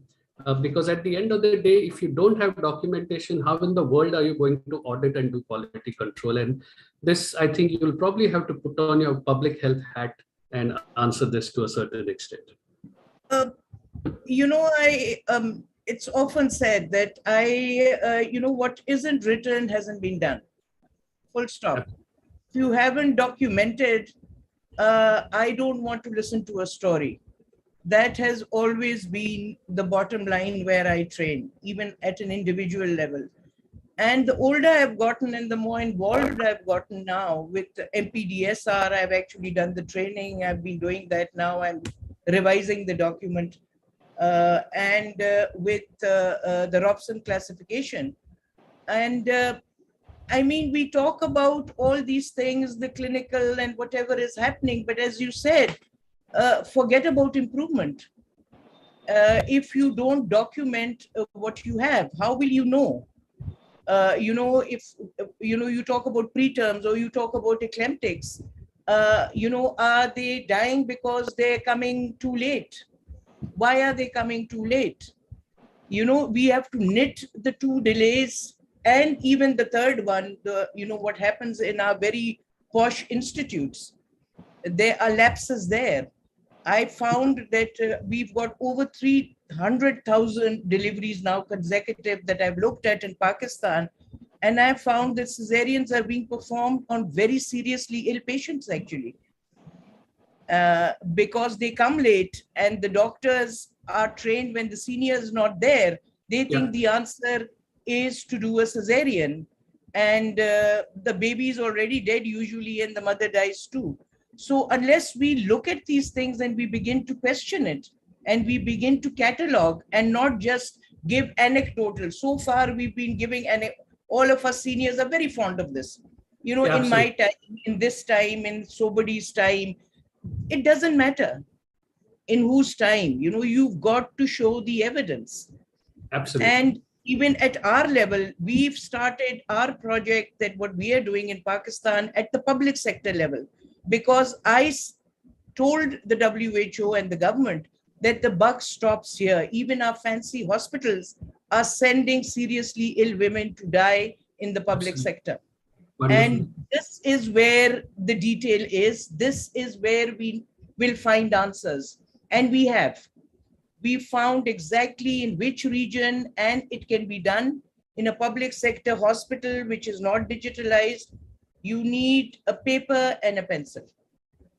Absolutely. Thank you. So well said. I mean, really, I loved what you said about anecdotal evidence versus actual evidence. I think we also call it eminence-based medicine versus evidence-based medicine. Just because someone eminent told us, we believe it. It's something which we have been sort of trained to do. It may work in one country, it may work in an institute in the same country, and it may not work for you. Absolutely. You need to look at your own situation, and this thing that our students, but in our context, in our scenario. What do you mean your scenario? Get out of it. Absolutely. What is this It's quite scenario? universal. Describe it and move on. Yes, absolutely. Thank you so much. Thank you so much. I'm moving on to Dr. Samina Chaudhary now. I mean, she is playing a leadership role in one of the prominent hospitals, the OGSV hospital, I understand. So I'm going to ask you, Dr. Samina, that if you were given a choice of preparing 3 kits in your hospital, which would they be? Would that be a kit for, say, for example, shoulder dystocia or whatever? 3 kits, you're given a choice. You are working in a low resource setting. You have the choice of 3 kits. Which kits would you choose? 1. And second, when you talk about instruments, we know that it's not simply enough to have the instrument has to work. And maintenance of the instrument is equally important. So in a hospital, big hospital like yours, how do you look after making sure that the instrument will work when you need it? Thank you for asking me the question, but I want to start with the Benjamin Franklin's verse that a place for everything in its place, which is a very essential part of facility readiness. Because facility readiness is very important. Whether only manpower is not important, but we need all the environment. And first of all, if we think that a labor room must have the labor room management protocol, and for managing not only the normal situation, but also for the unexpected emergency situation. About the hospital should also have 24/7 services, but with quality of care to be ensured. And for that, it needs the improvement of the facilities environment. And all the necessary equipments should be functional, and it will be ready to use in any situation. Because we know that if any delay is there, delay means death. about in our situation, what I want to give emphasis about, Raju has highlighted about PPH management and also eclampsia management. For that, for PPH management, we have the ready, always it is ready with the PPH box. And this PPH box contain all the necessary equipments and everything that is needed for one patient. And there is a checklist for this, and it must be ready all the time. And also there is another thing is that eclampsia box. And in eclampsia box, we keep ready all the treatment drugs and other things that is required. We have the protocol for it. And another one is for normal delivery kits must be ready all the time. These are the three things must be ready during the period, but obstetric rapid response team is very important. And for that, there is a need for bundle approach, and the drill is there. Must be, there is a drill for this, what Raju said about the simulation technique. We have to, and we maintain it in once a week in our hospital, this simulation about PPH and eclampsia management. Though in private setting, the eclampsia case is not there, but severe preeclampsia is there. So we manage it in that way. And this drilling practice is there. And what we have done that not only the clinical training, but also non-clinical personnel have this training in our hospital. And so I think that one thing we have done in Bangladesh, that Bangladesh government, they have got very good will for OGSV, and we together has done the basic emergency obstetric care and comprehensive emergency obstetric care services, and also labor room management protocol according to the different level of facilities in Bangladesh. And we are also giving the training for the emergency obstetric care for cesarean section and other emergencies. So I think that the facility must be get ready that we can tackle any adverse situation, even if there is shoulder dystocia. What happened that shoulder dystocia, it's in our situation. Dr. Samina, Dr. It is is done going to cover cesarean. the clinical aspects of this. Thank you very much for these general principles on this issue. And we'll move on then to Dr. Dorji. Dr. Dorji, of course, comes from the happiest place on earth. Bhutan is supposed to have the highest gross national happiness. And I think a part of that perhaps is healthcare, of course. You know, when things go wrong, or to prevent things going wrong, a lot of tools have been suggested: checklists, huddles, debriefs. I sometimes worry that now there are so many checklists that we'll probably need a checklist to make sure that we've done all our checklists.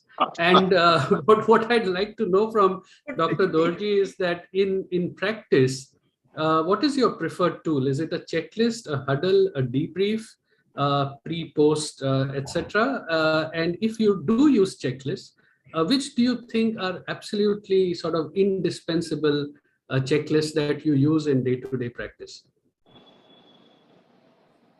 No, thank you. I think we are a bit misunderstood that when we talk about gross national happiness, we actually don't have it with us. It is our philosophy where we want to go. So it's a bit a long way. Now, when dealing with obstetrics area day to day, there are so many critical clinical scenarios. So I think in our part of, especially I'm talking with relevant to my hospital where I work.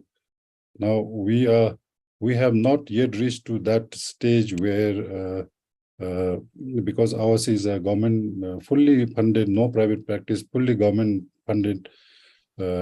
So we have not been able to move to a stage where things based on a checklist basis to avoid litigation issues. So we still work, with the principle of good faith. But my personal observation is that yes, we do need, like you mentioned, I think health industry overall has learned from the defense and from the aviation that to increase the patient safety, many things have come in place since the early 2000. So I think to give one of the safety issues is with the provider. So if you don't look after the provider after one incident and following by another incident, then definitely we cannot provide.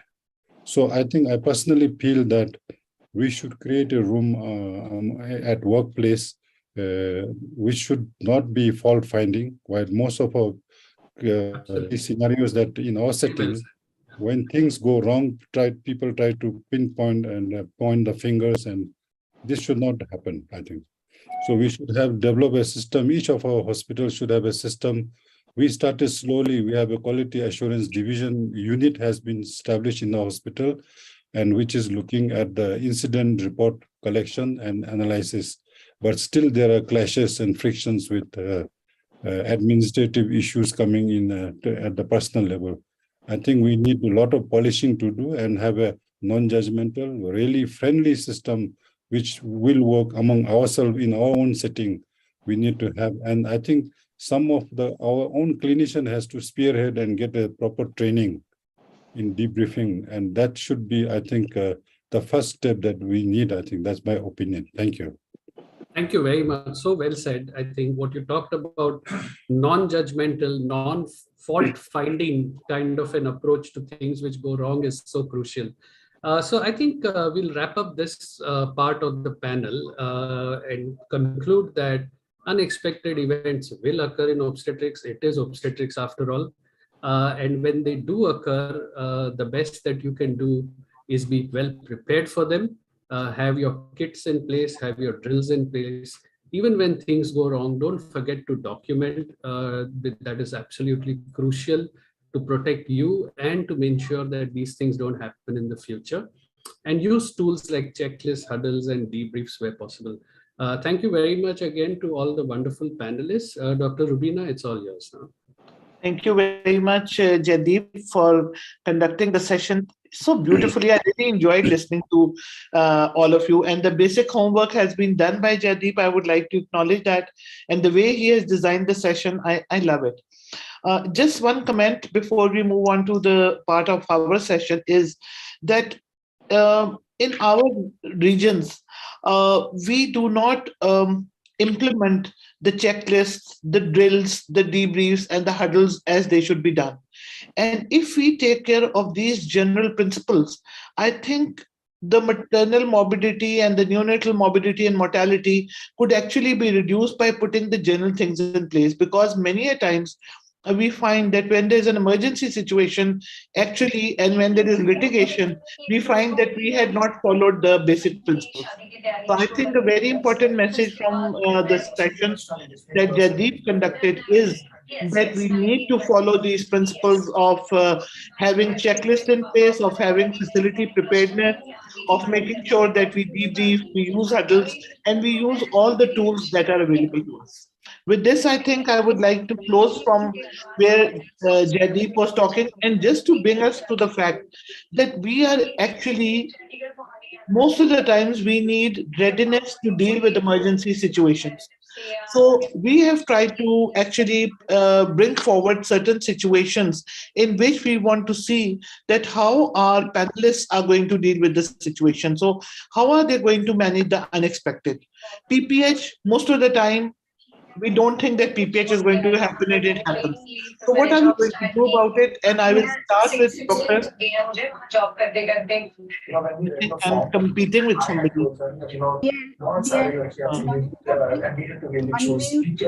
This is the goal that we have to have for the show, because Okay, let's continue. I hope they will realize what's happening. So I will start with you, Dr. Raju, and I would like you to talk about the important issue of postpartum hemorrhage. How can we be ready to manage this unexpected problem? See, postpartum hemorrhage should always be anticipated because it is something which happens, it can happen to anyone. It can be just everything going on very smoothly. Labor which is, not managed properly can lead to postpartum hemorrhage. So systematic approach to labor is very important, and we have to be very careful when we are managing the third stage of labor and the delivery of the placenta. There should be no rush about removing the placenta because you want to go and attend something else. You have to let the nature play its role, and there should be a good separation of placenta, and the technique and maneuvers, whatever have been taught to us, we have to take care of that and deliver that placenta. It doesn't end there. Thereafter, what starts is the most important stage of labor is the fourth stage of labor. You should see that the uterus is well contracted. You may assess that by just giving a gentle massage, the fundal massage on the uterus. Keep watch. Keep watch on the bleeding which is happening, whether it is within normal or it is in excess. Don't forget that if it is a well contracted uterus, it could be some trauma, some injury, an extension of an episiotomy, or even worse than that. You must keep in mind, don't say that the uterus is well contracted and bleeding should continue. Then you should get up and sit back on the chair you are sitting or the stool you are sitting to deliver and do a good speculum examination and see your episiotomy, whether it is extended or whether it is just a proper in place. And also you must go and see how much is the quantum of bleeding. Try to give a bimanual massage and hold the bleeding clinically as far as possible. Because common things happen commonly. Rare things happen rarely. Don't start thinking that, oh, this could be a DIC or it could be some tear in the uterus or rupture of the uterus. Keep it in mind. But after you have dealt with what happens more commonly, you should think about that, because sometimes we overreact and we add fuel to the fire when we overreact. So we have to be very careful. We should not do, some instrumentation which will extend the already existing problem which we have created. So we have to be very careful. We should see that we maintain the blood pressure of the woman. We should have a proper positioning of that patient. We may require to give her a head low position, may have to run crystalloids.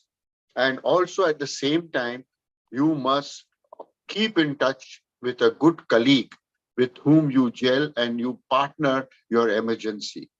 You must understand that at that stage, you may not be in a situation where you can think like what you can think while talking like this. In practice, that time you need some support. You should immediately call up, speak on the phone, or if necessary, call in help of your colleague, an anesthetist, and also try to seek whether the blood group and everything is in position. There is some blood which was reserved for her. You should alarm the blood bank. And if it was not so, you must immediately, because when it will be too late, it will become late. So you have to be very much. Yeah, thank you. I think you have raised a couple of very important points over here. The first thing that you said was that we have to be ready for PPH all the time.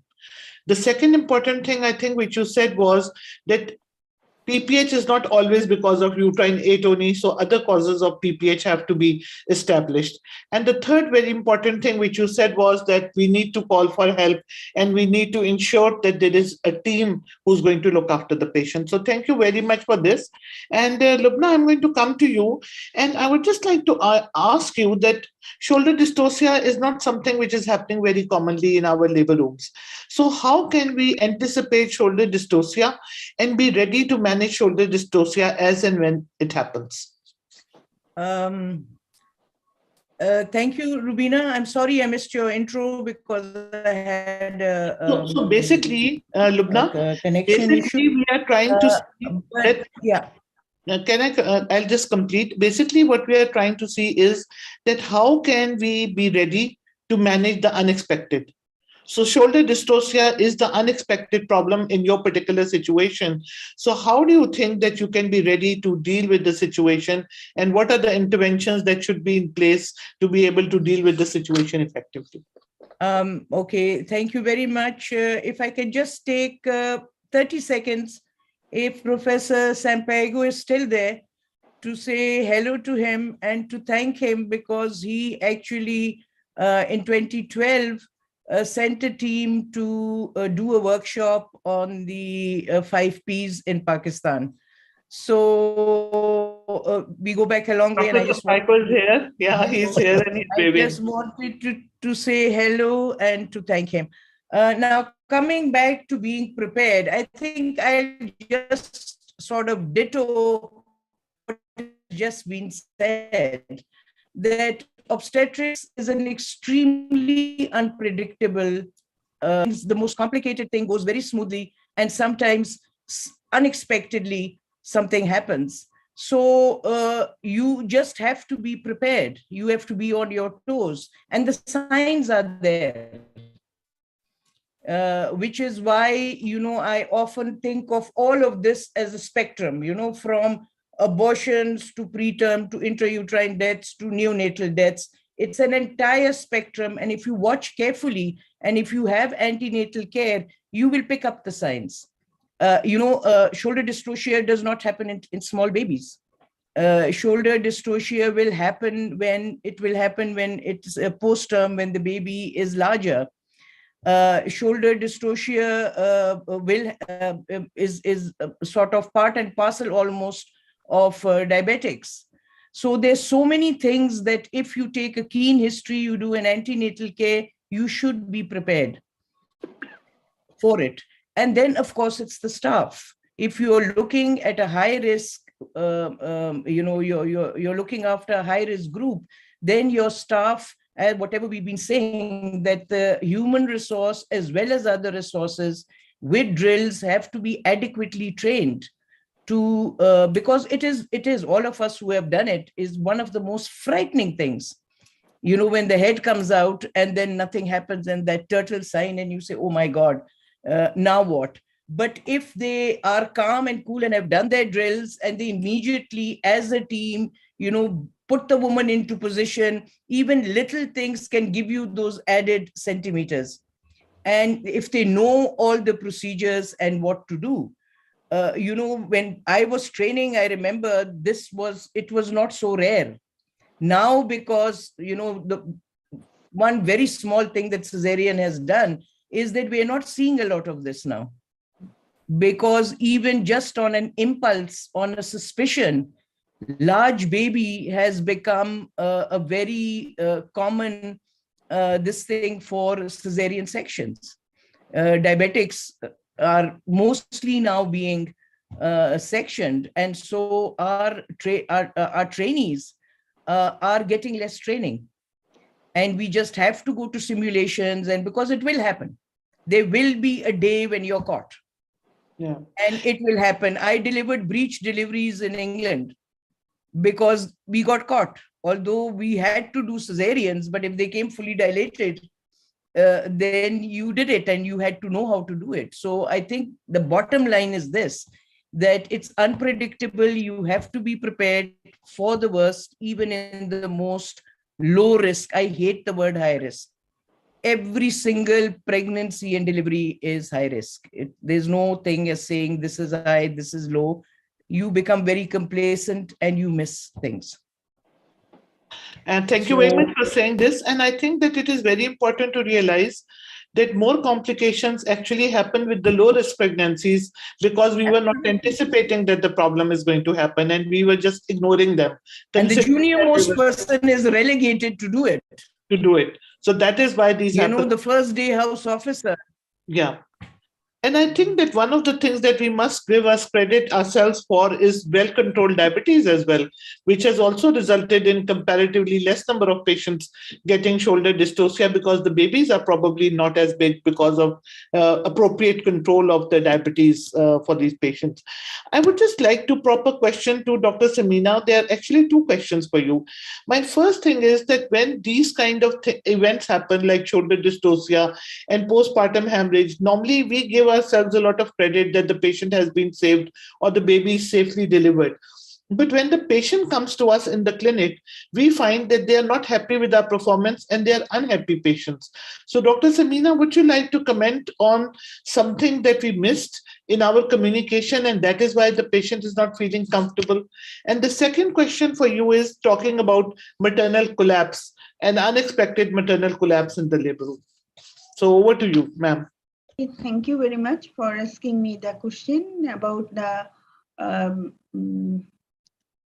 shoulder dystocia. I think this is now become a lost art in obstetrics because you know that you also have done it, and me also about 20 to 25 years ago we have this practice.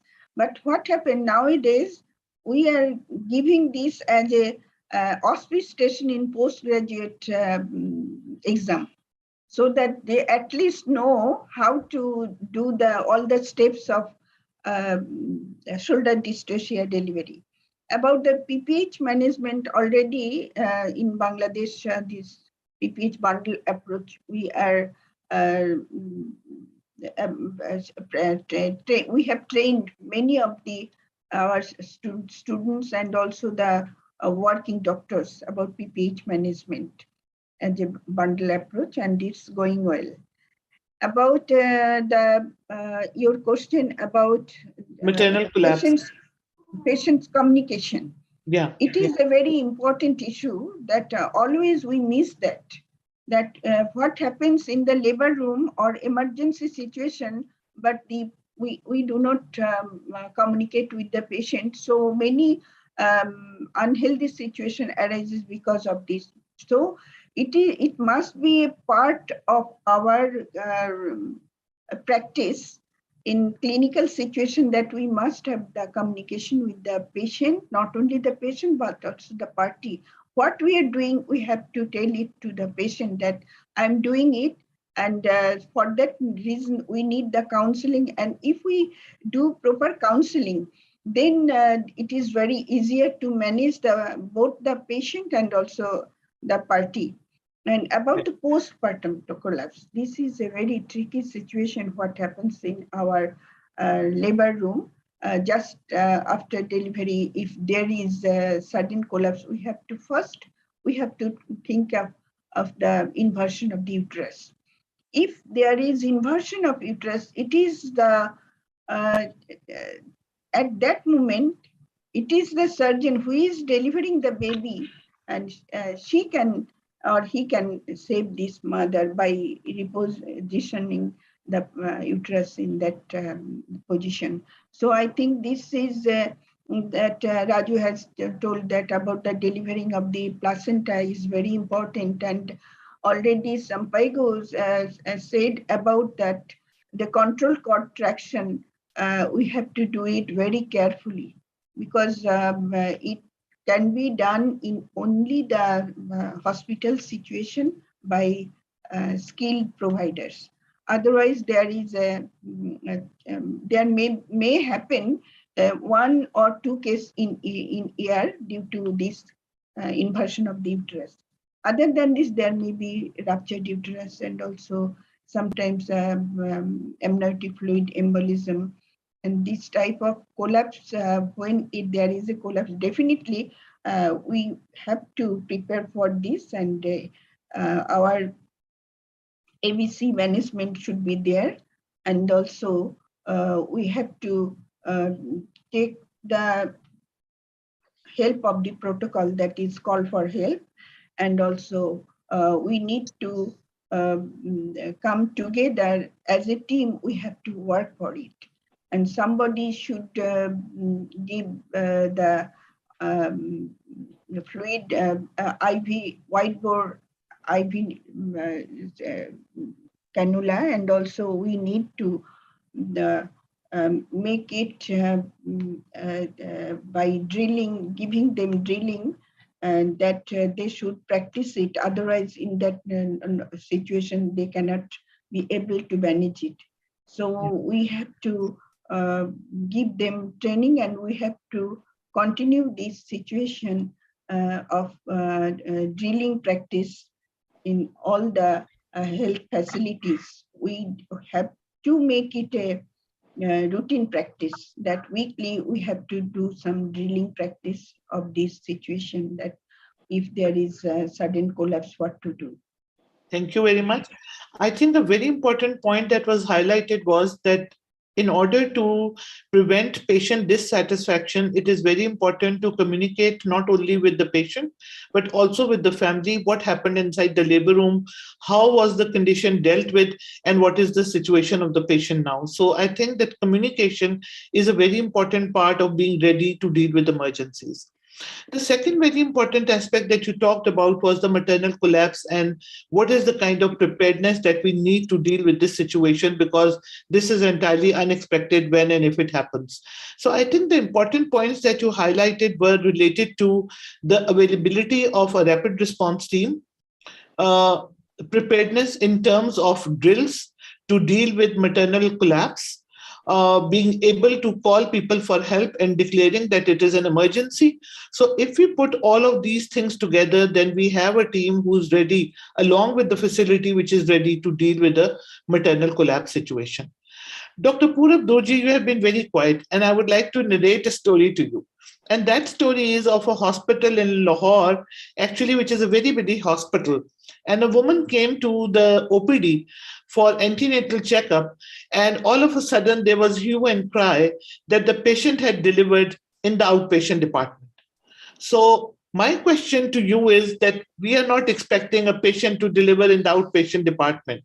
So if the patient delivers outside the labor room, this unexpected situation not only causes embarrassment for the patient and her family, but a lot of embarrassment for the doctor, because it is perceived that we did not do enough to diagnose the patient in time and manage it in time. So how would you handle this kind of situation? It does not only in it's a very difficult clinical scenario. It does happen in our setting also. Yeah. So I think the most important, if it really happens, is we should be able to call for help at the first instant, because one person cannot manage two things. Even there are maybe 3 events going. We need to look after the safety of the neonate, care of we need to put the mother and the baby in a comfortable, safe on the ground or safe somewhere where there's injury is not there. Then look after the baby and help assisted delivery or call for all maintaining. So the issue comes here with the baby in the OPD setting. In our setting, the temperature is a big problem. So hypothermia is one issue. Infection, sepsis is another issue. Then also completing the process of delivery with the cord cutting, this issue. So I think now if you look back from the hindsight, what we have is in our setting, we do keep some delivery sets, some in our ambulance also who go for on call, because most of the deliveries happen at home on the way. Some they happen in the taxi. So the patients, they do call. So the best that we can do from our hospital end of side is being prepared and keep delivery sets wherever it is you think the deliveries can happen. So that is one thing that we are doing in our hospital, that we keep delivery sets on the maternity ward. We keep delivery sets in the emergency area where patients come in labor. And so I think if you manage, we need to look after the baby, the mother, the delivery placenta, all the complete hemorrhage, all these things should be. And then quickly transfer the mother to the comfortable area, to the ER or to the labor room, and help complete the rest of the process. I think that's what we can do. Yeah, I think you raised a very important point, and the important point is also that we are not ready in these areas, and most probably the patient had a precipitate delivery, and that is why it happened at a place where we were not expecting it. So the safety of the mother and of the baby are of prime importance, and we also need to consider the issue of hypothermia, and that is how different countries and different situations will have their own special things because of which we need to protect the children. So thank you very much for your input regarding this. And Narendra and the Taj Mahal are back to us. So I have a question for you, Dr. Narendra. And the question is very simple. You have delivered a baby, the same baby actually, who was delivered in the outpatient department. The baby does not cry at birth. What do you think is the kind of intervention that you can do to help the baby? So all of us need to be trained in neonatal resuscitation, number one. So that becomes very, very important. And as we met in SAFOG and we talked about the Manyata program, there's a whole module on neonatal resuscitation. So there has to be a pediatrician. If the pediatrician is not there, the obstetrician and the team, the obstetric delivery team has to be trained. So proper suction, proper warmer, and facilities to intubate, all that could be, and of course, all resuscitation methods, maybe a cardiac massage and all, if the cardiac heartbeat is not there or whatever. So that is very, very important part of a unexpected event which might happen. Yeah, thank you very much for saying this, because you have said something very important. And I think that, as I understood this, that is the training of our healthcare providers. So basically, each one of the healthcare provider needs to have training to be able to resuscitate a baby which is not crying. And a lot of workshops all over the world are being done for this purpose, but still obstetricians sometimes feel that it is not their responsibility to take care of the baby at that point in time. So more works needs to be done so that we ensure that the baby, if it is not crying, the doctor is trained enough to deal with that situation. I think with this, we come to the end of the questions that we had for our panelists. And if you allow me to just to recapitulate what was said in both of the sessions for the panel discussion, I think that the important things which were brought forward were the facility readiness, emergency response team, emergency drills which are done regularly to be able to ensure that our healthcare providers, which include not only the doctors, but the nurses and the associated staff, are trained and have practiced various drills to deal with emergency situations, the use of checklists and guidelines, the importance of communication, the importance of using the huddle or debriefing after a serious event has happened. And I think that the importance of talking about the availability of a HTU so that the patients can be shifted over there once the need arises. So with this, I would like to ask Dr. Jaideep, would he like to give any last comments before we say thank you to everyone, and ask Dr. Yusuf for his vote of thanks? No, Rubina, thank you. It's been a very fascinating discussion, and so many different facets have come out, which I'm sure has helped all those who have attended it. If Dr. Sampaiko is there, I would certainly like to hear from him. Yes, his thoughts on the program and the panel. He's there. Hi, Dr. Sampaiko. It's great to see you. I'm still here. Excellent, excellent. How shall I start this? After more than 55 years of practice, if I were to handle the health system in all countries, my first move will be, number one, all pregnant women must have their first prenatal checkup before 12 weeks. And at that first visit, to please have a simple, basic ultrasound. This will already remove a lot of problems that we're going to have. The second probably is come to me again at about the 20th, 18th to the 24th week. And I will do your second ultrasound. I'll do the cervix. I will to preterm labor, and then I can do the growth monitoring. You see, when we do our checkups now, we just do the fundic height and then etc. But now when you have an ultrasound, then you can see the specific growth pattern of the patient. And I think it might help a little bit. And the third that is being advocated is an ultrasound again at 36 weeks to diminish the incidence of stillbirths. This is being recommended by the RCOG. So maybe that is heaven for me. I don't know if that can be done. An ultrasound and a checkup on the first trimester, one in the middle, and one at the third. And I think that will erase a lot of problems with dates. We all know twins. We all know where the placenta is going to be delivered. And then all the others now are trimmings. They're now going to do ultrasound during labor. I don't think that will wash at the moment. But it was nice hearing everyone. The problems are the same everywhere.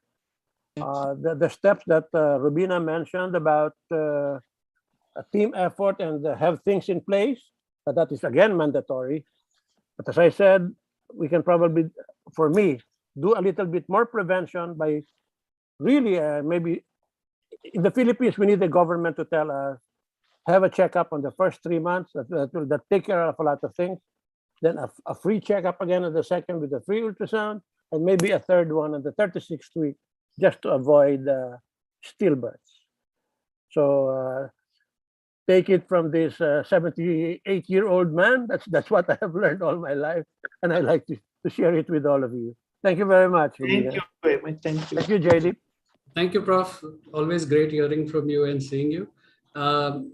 Rubina and Naren, vote of thanks and a personal thank you to all the panelists and Rubina for this wonderful panel, and of course to my very, very dear and old friend Naren Malhotra for organizing and putting this together. Thank you again.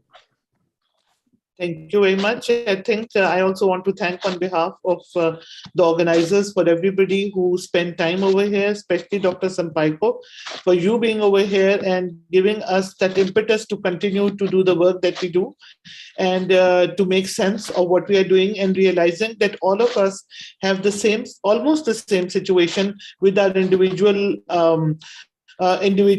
situations. And all of us need to make sure that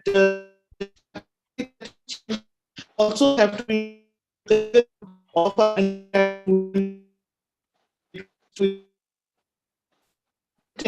talked about, like documentation, like facility readiness. They become a part of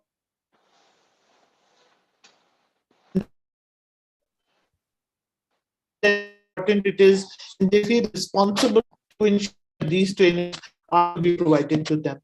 With this, I would like to thank everyone, Jaideep, especially you, for your Malhotra for organizing this very, very well organized. On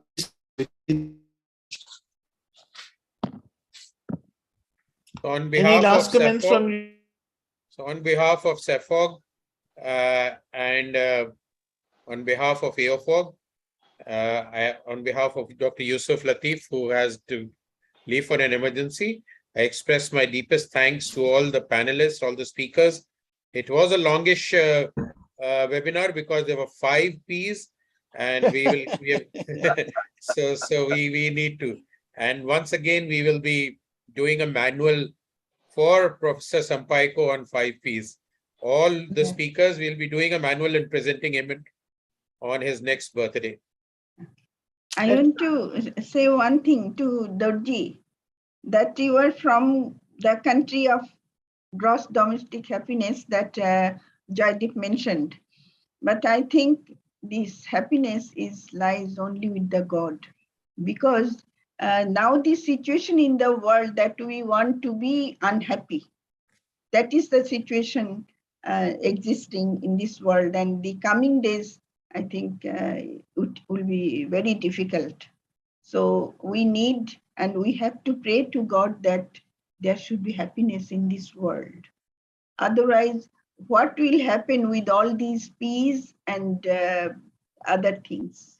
If we are not happy, then what is the use of it? Thank you very much for giving me the So opportunity. the last word is, to be happy, you make others happy. Yes. So you help Don't others. When others worry, are happy, be happy. you will be happy yourself. Thank Where- you. Good night. Don't worry, Shubha be Khe. happy. Good night. Wear a Thank you. smile on your face, which costs nothing, and you get so many smiles back. And Yeah. it is the most wonderful curve you have on your body. Don't talk about curves. It may be, it may Yeah, be. because then you don't have to bother about the other curves. Talk about yourself, Naren. I've got lots of curves. Everybody Let's will not be go smiling face, please. Everybody will be in smiling face.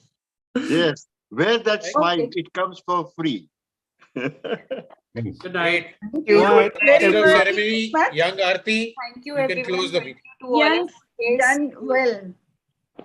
Thank you, Epog. Thank you, Sepog. Thank you to all the members of Sepog present with us. And thank you, Shield Connect, for conducting this wonderful webinar and enlightening us. Thank you, everybody. Thank you very much, Doctor. Good night. Bye-bye. Good night. Bye-bye. Good Till night. we meet again. Thank